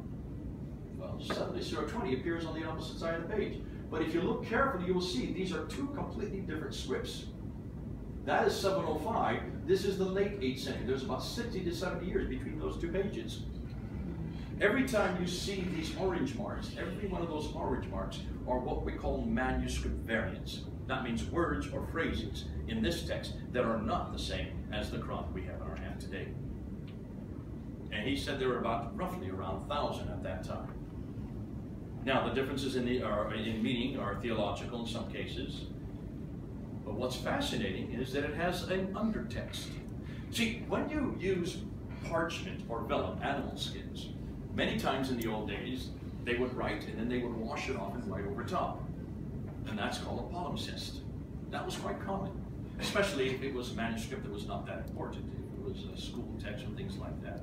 In this case, you could tell it was there was a lower text. You can see it visually because it's bled through over the years. And what they did is they put it under ultraviolet light and they were able to separate the text. Now, just a month ago, Asma Hilali has finally come out with the undertext. Here's the book. It's only a week old. I've only had it for 1 week. She has finally now exposed what is in this text. There are hundreds of differences between the lower text and the upper text. They are not the same text. You can see that there are so many differences. Now, what she has said, the lower text is probably 50 years older than the upper text. The upper text would be 705, which would put this around to the time of Uthman. It would be about the time of Uthman, the lower text. The problem is it disagrees with the upper text. It's not the same text. It jumps all over the place. Much is missing. That's just come out in the last month. Now what she says, and she didn't know what to do, so she calls it, she says, the lower text is nothing more than a student's notes. A student's notes. Isn't it interesting? This may prove to be the oldest Quran in existence. And yet it's nothing more than student's notes. So where is the original from which the notes were taken? Why is it only the notes have lasted for 1400 years and no original has been retained for 1400 years? Could there be a reason for that? Is it that this is not a student's notes, but this is a nascent Quran? The undertext is a nascent Quran from which other Qurans have been changed and manipulated later on. Because when you look at the two texts, you can see over and over again. They did this in Australia. I get this from Dr. Perny Powers. This is his material, showing how in Surah 9, Ayah 73, how the lower and the upper text change with each other. Here you have Surah 9, Ayah 76, where every time you see pink is the lower text, when you see the yellow and the green, it disagrees with the upper text. Here you can see Surah 9, Ayah 80, so we'll continue in Surah 9. The lower text is missing almost the entire verse, though it's there in the upper text. When was that added? Why was it added? Why wasn't it there in the earlier text, the lower text? When you look at the Sana manuscript, the upper text with the 1924, you can see over and over again, even the upper text doesn't agree with the Sana, the 1924 that we have today. There you can see it in Surah 2, Ayah 2201, how the differences are. There you can see in Surah 63, Ayah 7. Because of time, I'm not going to look at the significance of what this, how this changes the theology of the verse. Significance of what we have found? None of the 6 earliest manuscripts are from the 7th century. None of them are complete. None of them agree completely with each other, and none of these 6 manuscripts agree completely with the 1924 canonical Hafs text that we have in our hand today. Thus, this again proves there has been intentional human interventions even within the 1st century. Now let's go then to corrections. And this might be more the most devastating material. This is material that's come out of a doctoral thesis done by Dr. Dan Brubaker. Dr. Dan Brubaker did this as his thesis. He let me have access to his doctoral thesis in 2014. And I introduced this at the debate in 2014. The claims are the Quran is eternal, sent down from heaven, untouched by human hands, thus no corrections, no corruptions. So the Quran we have now is exactly like that in heaven, sent to Muhammad and compiled by Uthman with no interference by man. Are you hearing this? Are you getting this? This is the same repeated claim I hear from every Muslim everywhere I go. Let's see if that's so. What Dr. Dan Brubaker has found is that there were insertions, erasures, erasures overwritten, overwriting, taping, selective covering, overwritten. He therefore went to these 6 manuscripts, was given access by me to these 6 manuscripts, being a doctoral research student, and he filmed them. He took pictures of every page of the manuscripts. Then he went to 4 other manuscripts that are old, that are much more recent, not the older ones, but more recent, like St. Petersburg manuscript in St. Petersburg in Russia. And this is what he found. Looking at the 6 major manuscripts, he found 390 insertions. These are words that are inserted. See where it's inserted on the line? You see where it's inserted here? Here a word is inserted. And you see where the word's inserted here. These are insertions, 390 post-production additions to the text. These were done after the text was already finished. You can see where the insertion in the Topkapi Musa in Surah 66, Ayah 8. Repent until you give by it sincerely, then changes to turn unto Allah in sincere repentance. That's quite a difference. Because one says to repent, the other says to go to Allah to repent. Allah's name is added later on. Can you see why this is hugely significant theologically? And this is from the Topkapi, the greatest of all manuscripts. Here's an insertion that he found on Surah 3, Ayah 47. You can see it's completely above the line. Here's an insertion on the Proto-Paulinist text that's been squeezed in between two letters there. Obviously, it's been put at a later time. There's not even space to accommodate it on Surah 2, Ayah 137. Here's an insertion on the Proto-Paulinist manuscript, BNF, Arabia 327, on Surah 23, Ayah 86. And you can see it's completely above the line. That whole word up there, which is al-Zala, has then been added in Surah 23. Here you have Surah 49 in the Sana manuscript, where you have, they believe, changed to the believers. Then he found 390 erasers, intentional removing of the text from the pages. There you can see where they erased it. We have no idea what used to be there.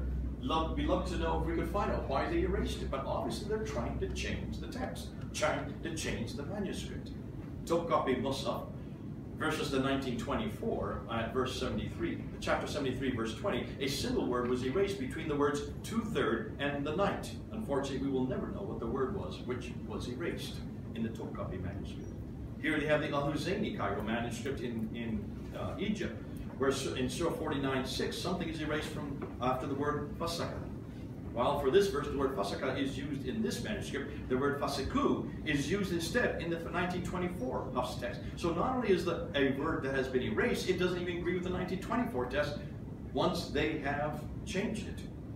Here's an erasure of the Proto-Paulinist manuscript that's in Paris in Surah 56, Ayah 11. And here's another example of the Sana manuscript in Surah 7, Ayah 158. I'm going very quick through these because you can see, if I become too tedious, I'll put you all to sleep. But this is for you to go back and look at your own time. I can see a few people are nodding, so we'll go a little quicker. And here's St. Petersburg, Hijazi manuscript from Surah 26, Ayah 70. Then he found 560 erasers overwritten. So what they did is they overwrote an entire sentence here. A change was made at some time after the page was originally produced. Here they've erased and they've overwritten, but they didn't erase very well, so you can see what word they've changed. There you can see where they've erased it and they've written another word over top. Here they put it in a completely different color already. Erasers that were overwritten on the BNF text in Surah 11. Here you have an eraser that's overwritten in the Surah 3, Ayah 171 in the Proto-Paulinist text. Here's one from the St. Peter's manuscript in Surah 7, Ayah 181. And then 190 overwriting without erasers. Here you can see where they didn't even bother to erase, they just wrote over top, which means you can look at both the under and the overtext and you can see exactly what they're changing. Overriding without erasers in the Topkapi Musaf in Surah 70. I didn't mean to do that, sorry about that, but that's my computer, or this borrowed computer. Overriding without erasers in the Sana manuscript, Sharif manuscript in Surah 3, Ayah 104. Then you have selective coverings. 550 of these coverings that I mentioned earlier. There's a covering, there's a covering, there's a covering, there's a covering. Look here, you almost can't even read the page, there's so many coverings. Look at all the different coverings. Why aren't they covering these scripts? What are they trying to hide? Here's the coverings in the Huzayni Cairo. Here's another covering in the Huzayni Cairo. Look at that. In fact, most of the page has covering after covering. Another covering, you can see a whole multiplicity of coverings. 1, 2, 3, 4, 5, 6 coverings in the Huzayni manuscript. Then they have selective covers overwritten where they covered it and then they overwrote over top. So there they've covered it and they've written something over top, just one letter, the kaf. Here you can see where they've written 2 words. Here's a covering with a word that you can see over and over again they've covered it. And then they came to these patches. He found these patches, which he thought maybe because the manuscript was worn or had been destroyed. But when we looked at the back, there was no damage whatsoever. And there you can see, there's a patch, there's a patch, there's a patch. Look at all these patches. I'm with my left hand, so I'm not that accurate. So what can we conclude? he found over 2,200 corrections. Now that was in 2014. Today, I was just on the phone with him, it's now over 3,500 that he has found. He's still finding hundreds upon hundreds of corrections. So we found over 1,000 more. I don't know how many more we're going to find before he finally gives up. Now, what are these corrections? These are not diacritical marks. This is not vowelization. This has nothing to do with the dagat alaf. These are consonantal differences. This is the razm, the letters that are being changed. They continue up until the 9th century. That means for 200 years they were still changing it. So how can Muslims say that the Quran was complete in the 7th century when you have hundreds upon hundreds of corrections that continue up until the 9th century? But see, we didn't know about this 2 years ago. We've now only found it out in just the last 2 years. So what can we conclude? Well, Western scholars like Laroche, Maury, Conrad, Peters, Stack, Shoemaker all conclude that the earliest Muslims begin to appear in the 8th century. Western scholars have now come to that conclusion. Muslim scholars like Ekmeluddin and Tadal conclude that the earliest Muslims begin to appear in the 8th century. Islamic Awareness, probably the largest website that deals with manuscript evidence, has been a pain in our site for years, has now finally concluded that there are no complete Uthmanic Muslims, and that all the early Muslims date from the late 7th to early 8th century or later. The latest research shows that even those Muslims have 7 forms of corrections dating up to the 9th century. Therefore, I conclude, since Muslims cannot prove that there are any complete manuscripts in the time of Uthman, the Quran is not eternal, it was not sent down, it is not completed by 8650, it is not the same, it has been changed. So, my question, I said this to Shabir Ali at the debate, if this did not come from Muhammad, if it did not come from Uthman, if the Quran was only began to be written down and starts to appear in the 8th century, who is Muhammad and what is his purpose? Now he got very angry when I said that, and you can see why. Muhammad, we're going to confront on Saturday. I'm going to leave Muhammad for tonight. Come Saturday, because we're going to confront him historically. We're confronting the Quran tonight. We work with Muhammad on Saturday. Significance? All of these manuscripts have changes to them. These changes are razm changes. That means they're consonantal changes, not simple diacritical marks or vowelizations. They continue to be changed for hundreds of years. There was an intentional standardization of the text. Thus, this again proves there has been intentional human intervention. Number 5, modern late corrections. This is the new material now. Are there differences in the modern Arabic Qurans? These are Qurans that you can buy today around the Arab-speaking world, okay? We're not talking about ancient Qurans anymore. Now we're looking at modern Qurans. Now, what do I mean by razm? When I talk about razm, in the Arabic language, there are 28 letters. Yet amongst them, when you look at the 28 letters, 7 are unique letters. 1, 2, 3, 4, 5, 6, 7. Okay? The Aleph, Ya, Waw, Ha, Nun, Mim, Lam, and Kaf. Those are the unique letters. That means they always remain the same. You cannot change them with dots above or below the line. 2 of them, these 2, 3 of them, you can, depending on when you still, if you put that little smiley face, you put 1 dot below it, it's a Tha. Another smiley face with 2 dots above it, it's a Ta. If you have 3 dots above it, it becomes a Tha. If you have 1 dot above it, it becomes a Na. If you have 2 dots below it, it becomes a Ya, Na, Ta, Tha, Ba. Yeah, it can be 5 different letters, depending on where you put the dots. Are you seeing why it's important that you have dots? The dots didn't exist in archaic manuscripts. There are no dots in any of these manuscripts we've looked at today. Have you noticed that? Dots were only created in the 8th century, in the 9th century, because you could not read the context of the Arabic. How do I know that? Well, take a look. Let's just look at these here. Now let's look at 3 smiley faces next to each other. When you put dots on them, using these 3 smiley faces, you get 19 different words, depending on the dots. Now, actually, I'm wrong. My Arab teacher tells me you can get 22 different words. She's found 22. I'm not Arabic, so I give her the benefit of the doubt. Can you see why dots are needed in order for you to read the text? So, Hatun, a friend of mine, one of our colleagues on our team, has decided to go around the world. Hatun Tash is an Arab, she is a Turkish, used to be a Muslim, her father was an Imam, she converted to Christianity, and she decided to ask this question about the Arabic text. And she went around the Muslim world in the last 2 years, She wanted to find out how many different Arabic Qurans she could find. She found 26 different Arabic Qurans.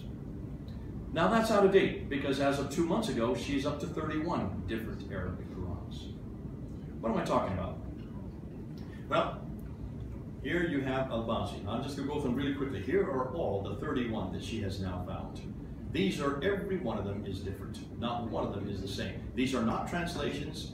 These are all in Arabic. You can buy them in the Arab world today. These are all bought in different Arab marketplaces in Yemen, in Jordan, and in Morocco is where she went.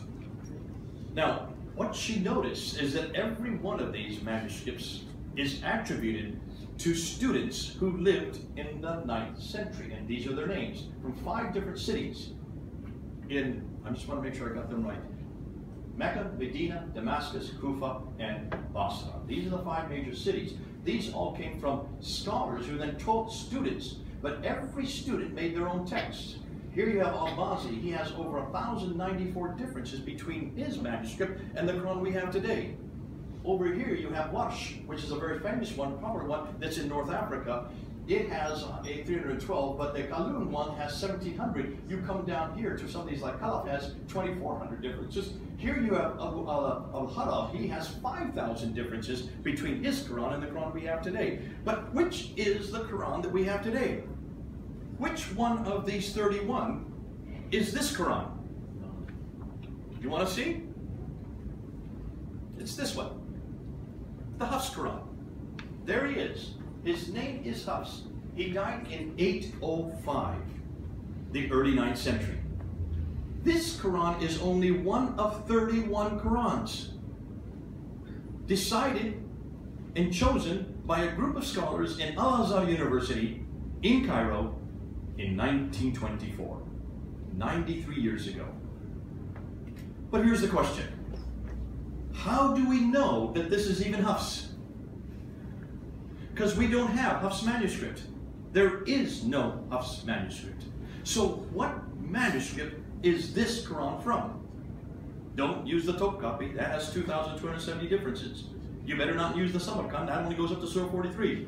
You can't use the Petropolitan. That only has 26% of the Quran. You better not use the Sana. That has thousands of manuscripts. Not one of those earliest manuscripts supports this book here. Are you following me? So the Muslims are saying this all comes from Hafs in 805. That's 1,000 years ago, not 1,400 years, but we don't even have Hafs. Here are some of the differences. Now, we went up and we took this down to Speaker's Corner a year ago, and we caused a riot in Speaker's Corner. If you go up on Fanderfield, you'll see what happened. The Muslims went berserk.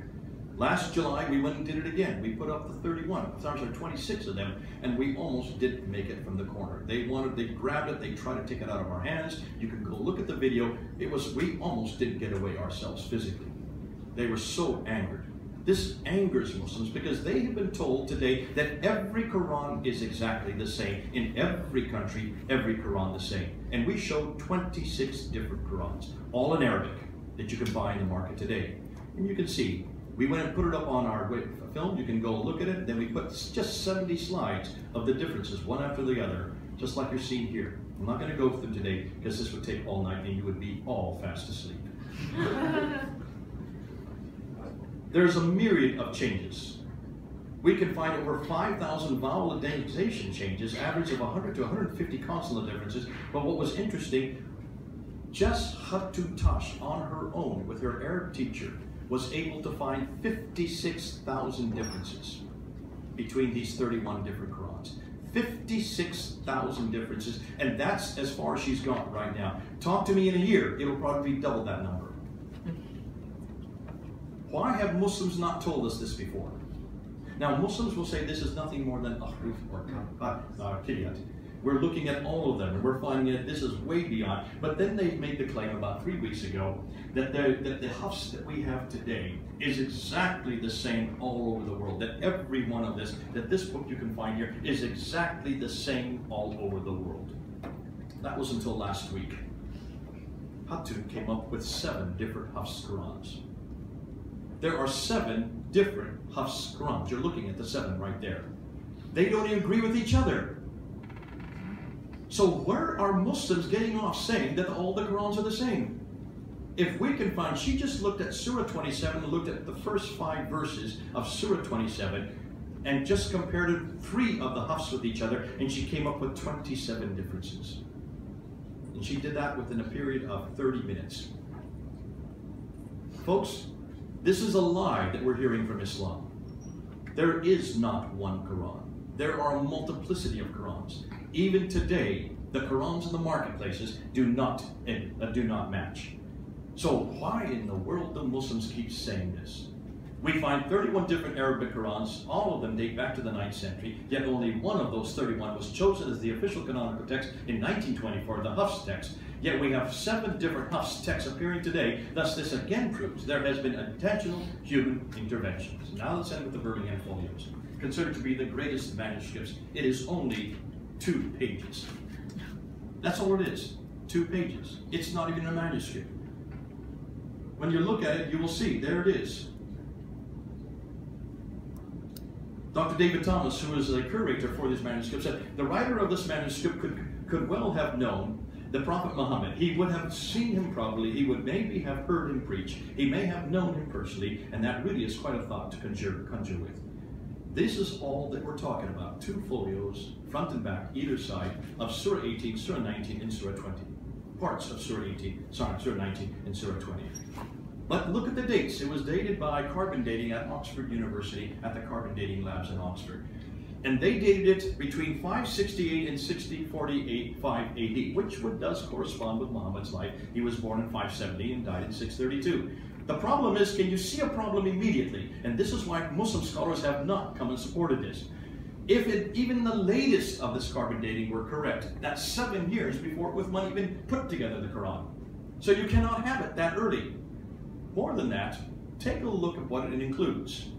It includes the 7 sleepers of Ephesus in Surah 18, ayahs 17 to 31. It includes the Proto-Evangelium of James, the Pseudo-Gospel of Matthew, written in 145 AD and 680. It also includes the story of Moses in Surah 20, ayah 1 to 40. Every one of these stories in these 2 folios are from earlier material. It's all borrowed material, apocryphal accounts. If you're going to borrow them, they're earlier, aren't they? Anything that's borrowed has to be earlier. Now, what's interesting, these are not the only labs that have been dating manuscripts. The Sana manuscript has now been dated at the Lyon lab in France, and the dates they're getting, the carbon datings they're getting for those Quranic manuscripts are 388 to 538, 5 AD. Muhammad was born in 570.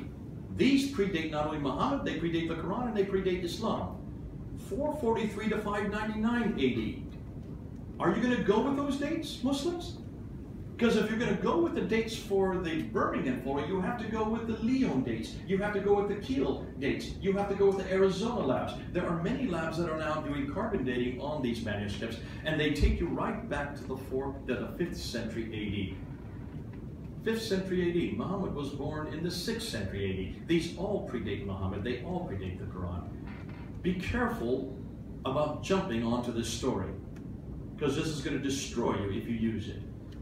Either way, it's a win-win for us, because if it is true that those carbon dating are correct, then I would suggest that these are nothing more than examples of apocryphal accounts, of which, if you remember, 25% of the Quran is.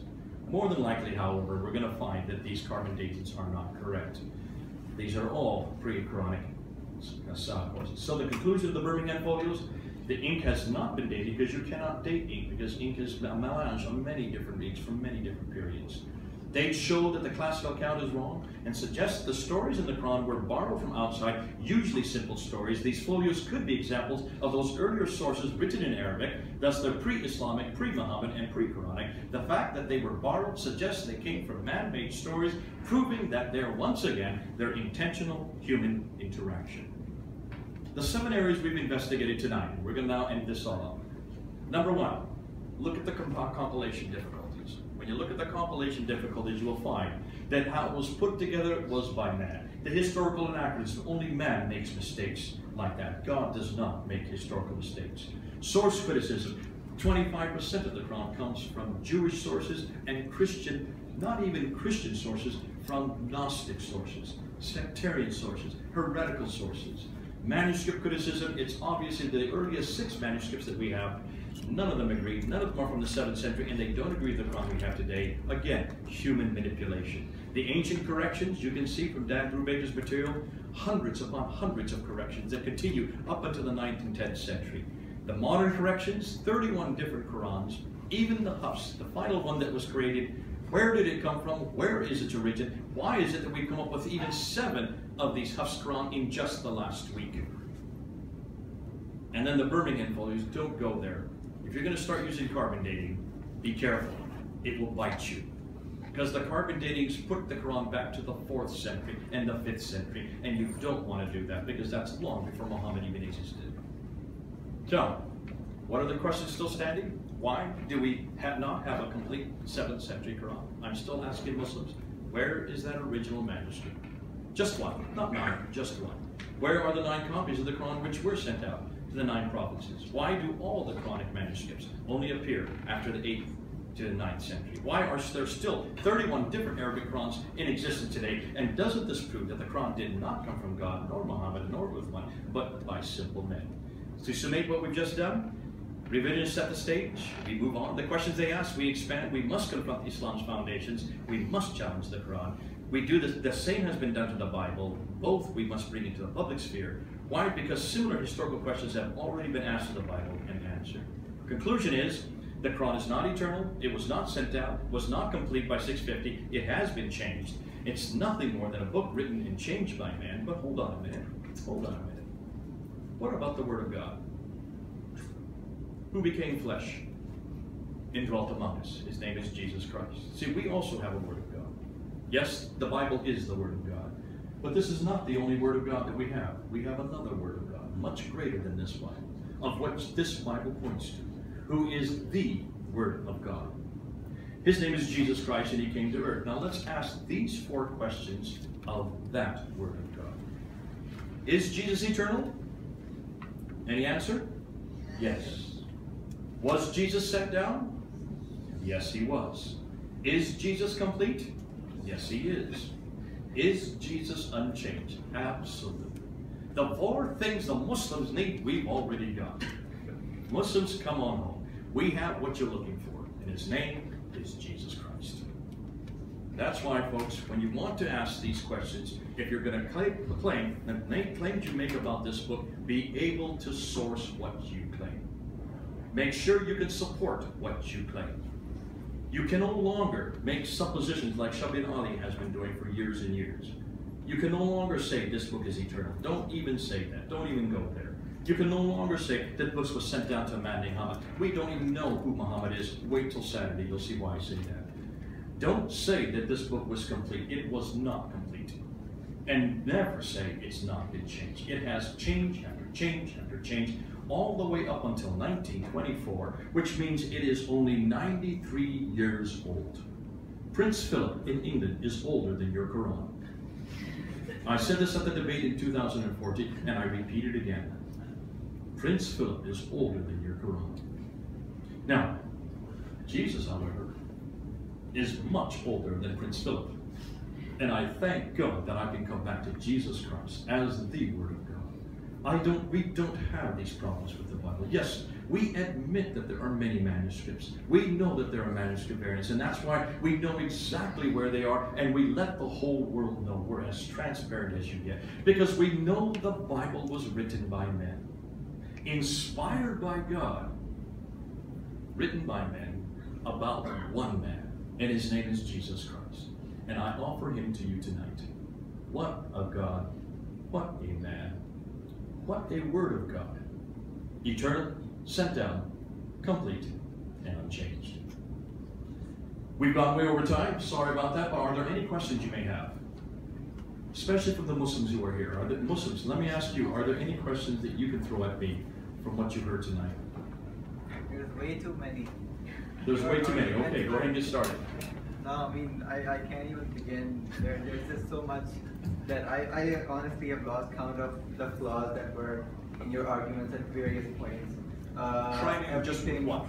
Everything until the part where you went to the manuscript, that was mostly incorrect history or incorrect interpretation of history, or things after that I can't comment because I don't know, and most of your appeals to authority are either the Bible or your friends like Hatun, so I don't know if I can count on their pieces or whatever. Okay, let's stick with the manuscript since you did bring this up. What is your problem with the manuscript evidence that we did? No, I have no comment on that because I really don't know about it. Is it persuasive? If it's all true, maybe. This is all going on to the internet, so anybody is able to confront me on it. These manuscripts are now open for the world to see. This is the first time that I can say that in 35 years, that all of these manuscripts now are transparent. What are you as a Muslim going to do when you realize that these manuscripts don't agree?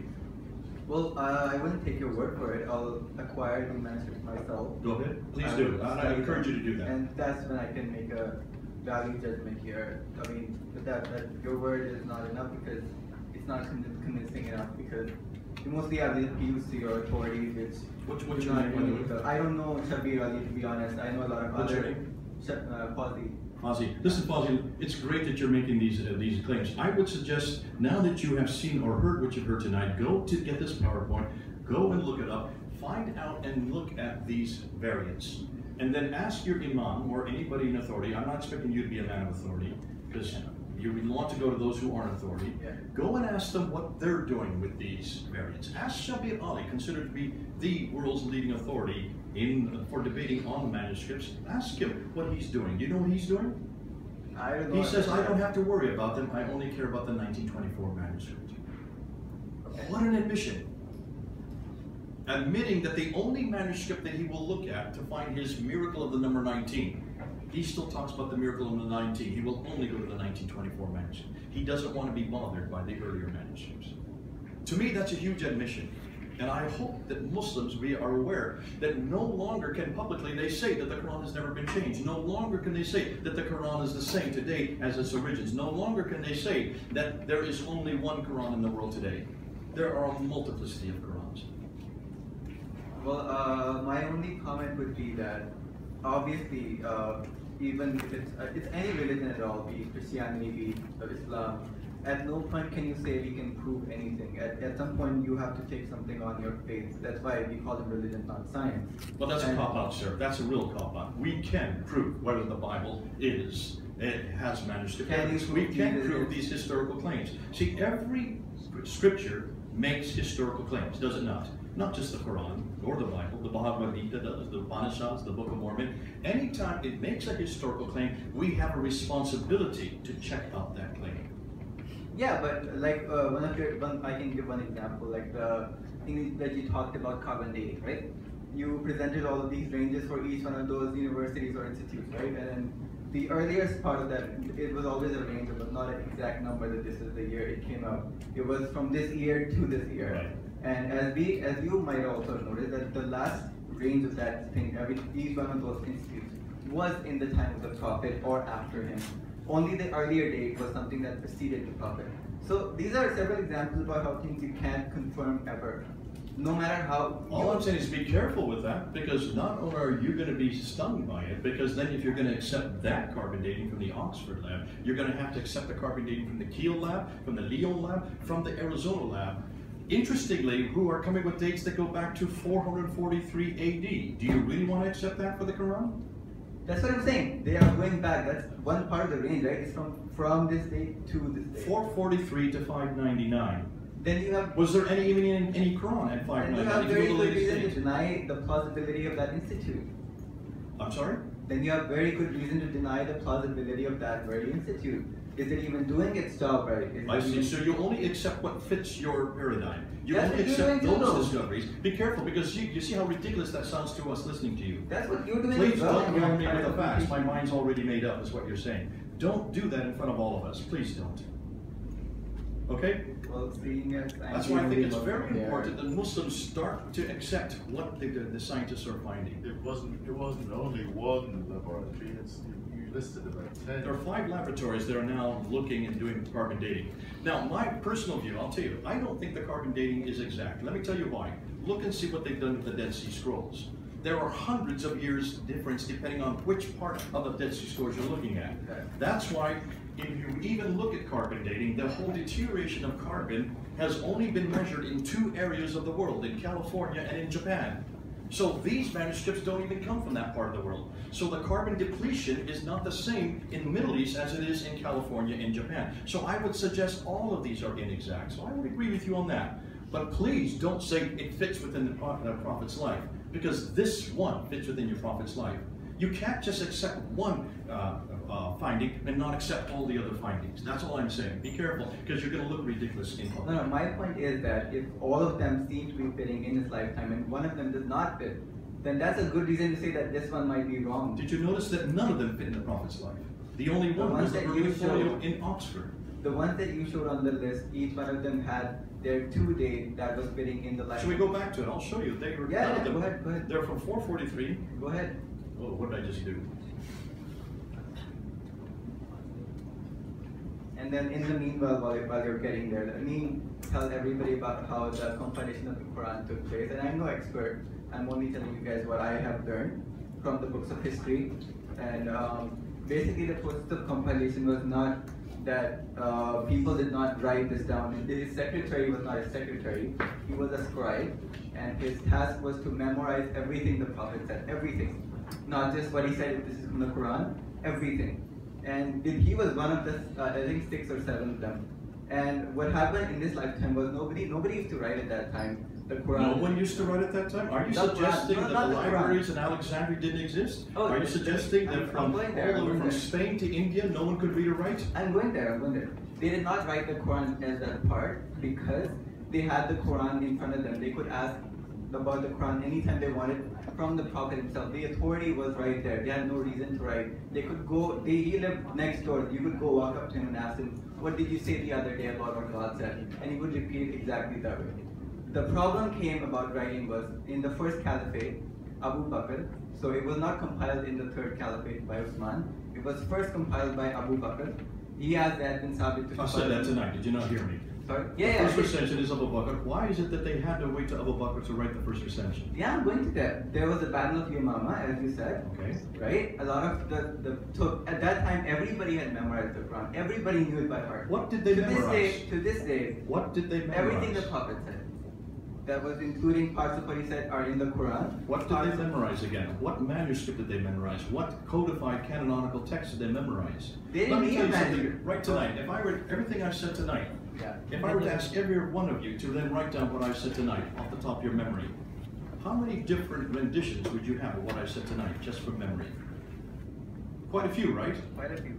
Not only that, what happens when it's sent orally? What happens with oral tradition? Now, you've played that birthday party game where I send something to his ear, he sends to her, he talks to her, him. By the time it gets over to here, what I've told him and what he tells me are 2 different things.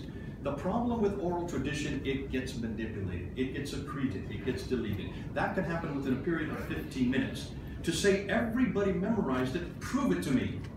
You can't even prove it. You're just basically you're making syllogisms. You're just talking off the top of your head. Because there's no way in the world that we can prove that it was memorized correctly, since there's no manuscript to support what you just said.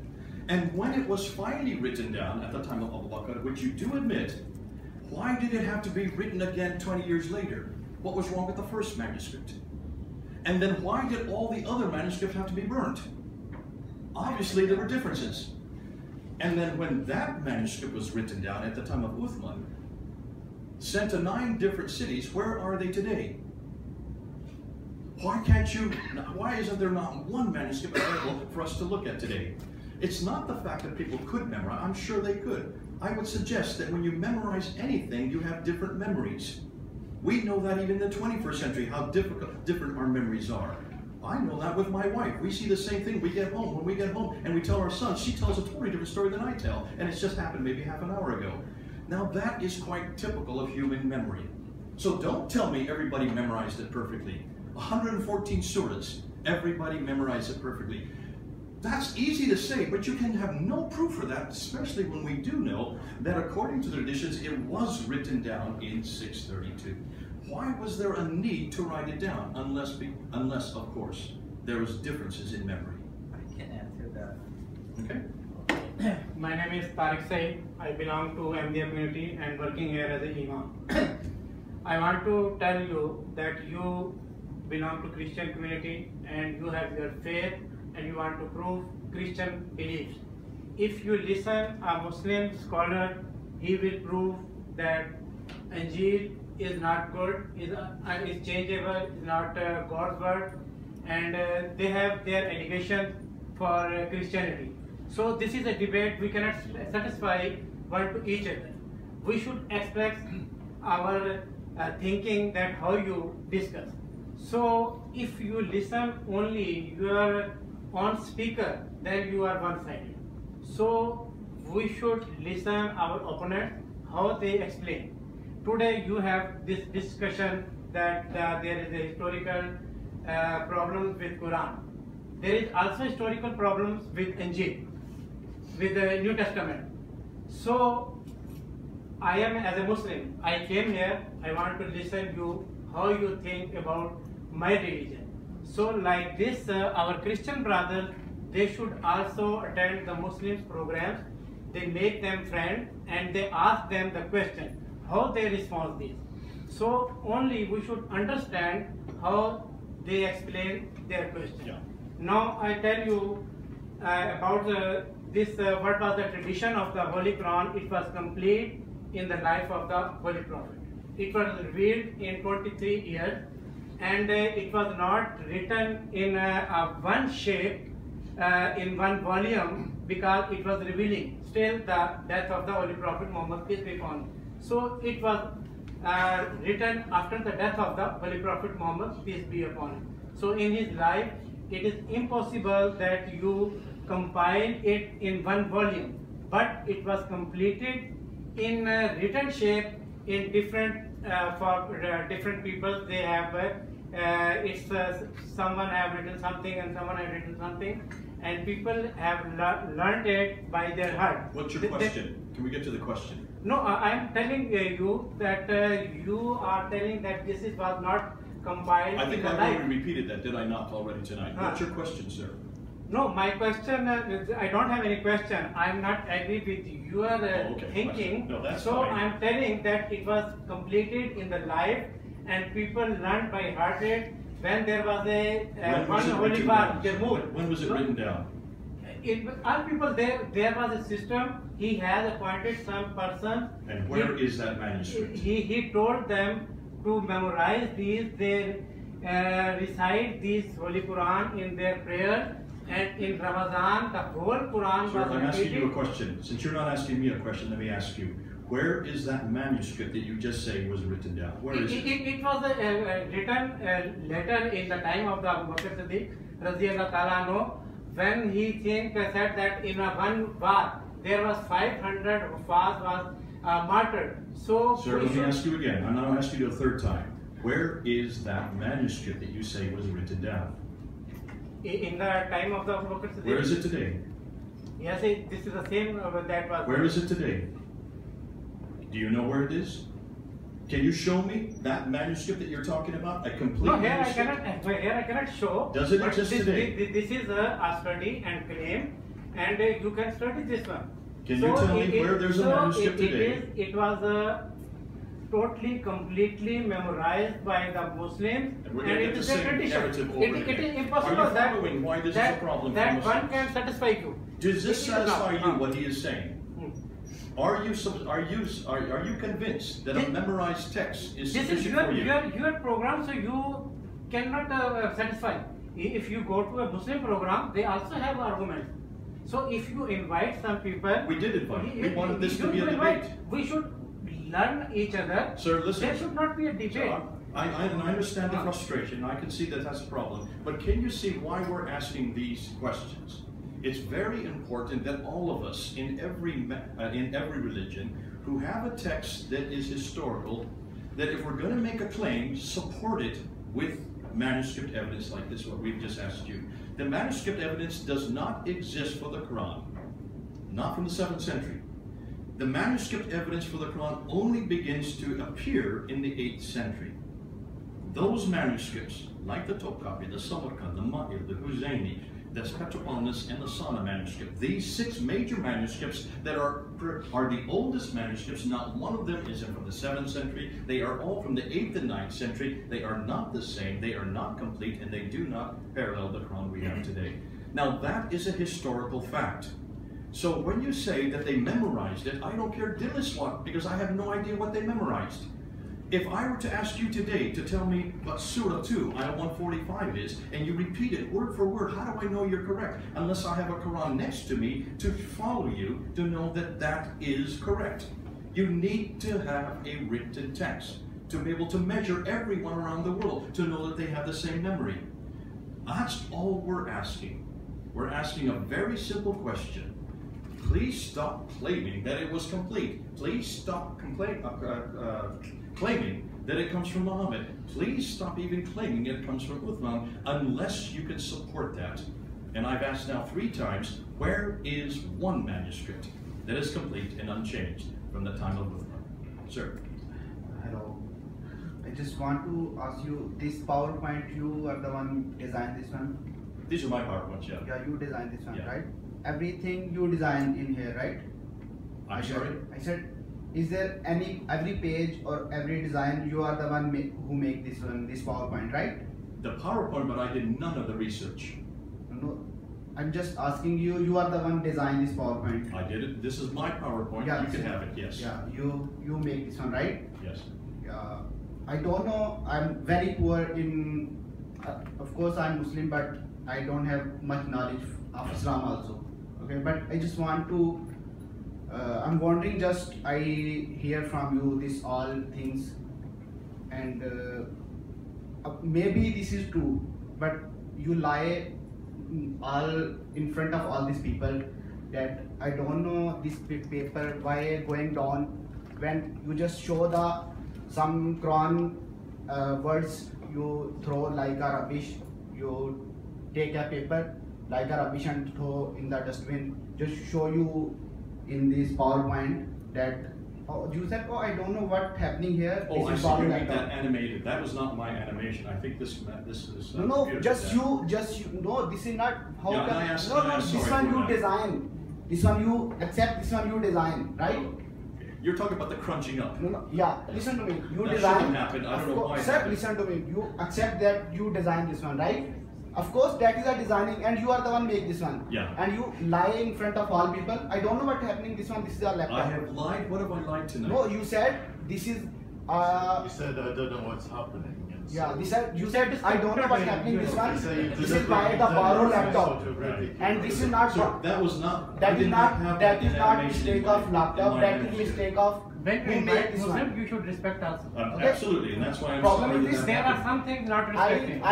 I don't know about anything what you speak, but I know you lie once thing in front of all people. So I cannot believe you till I don't have knowledge about this. Okay, This thank you. thing I just- Are there any other questions, folks? One question. You ask that Quran claims that Maryam is the sister of Imran, Aaron, sister of Imran. Is claim there that this Aaron is the brother of Musa? Does absolutely because At Mary. that place, there are so many Aaron. Not exactly that this that Quran is not claiming that he is claiming that Maryam is sister of Aaron, but it is not claiming that this Aaron is the brother of Moses. Does Mary have This a brother is named Aaron? Sir? another place, but here it is your misinterpretation that this Aaron, Quran is claiming that this is the Aaron of brother of Moses. That's a great. You have that opinion, sir. But it's not just Aaron. It's also Amram, who is the father of both Miriam, and Aaron and Moses. So all 3 are there. That's why it's obviously that there's a missing. That Yes, they have mixed up the. Aaron, but it is not said that this Aaron is the brother of Moses. Maybe any other Aaron. Okay. No, there's Any other no, Aaron. we know Mary didn't have a brother named Aaron. Okay, folks, I think we've completed our questioning for tonight. I want to thank you for coming here. This is going up on YouTube. We are going to make sure that Muslims around the world see this. Hundreds of thousands, or almost 500,000, have watched the debate that we did in 2014. Tomorrow, we're going to unpack Islamic slavery. This is the big elephant that no one's talked about. We're going to look at the statistics of what Islam has done with slavery. We're going to look at some of the original texts. We're going to look at the quotations of some of the great men of Islam, what they said about black people. And it's not pleasant hearing. And then we're going to look at the numbers. We're going to look at how many slaves were enslaved by Islam versus how many slaves were enslaved by the Europeans. And then we're going to ask, which were the people that abolished slavery? Has there ever been an abolition movement within Islam? These are hard-hitting questions. We're doing this purposely because no one has dared to yet ask the historical questions on slavery. That's tomorrow night, and I'll ask you where that's going to be, what church that's at. If you can say where it is tomorrow night and the time. Is that the island in Majalpa Community Church? Yes. Yeah, you can say where that was. Yeah, it's the island in Majalpa Community Church.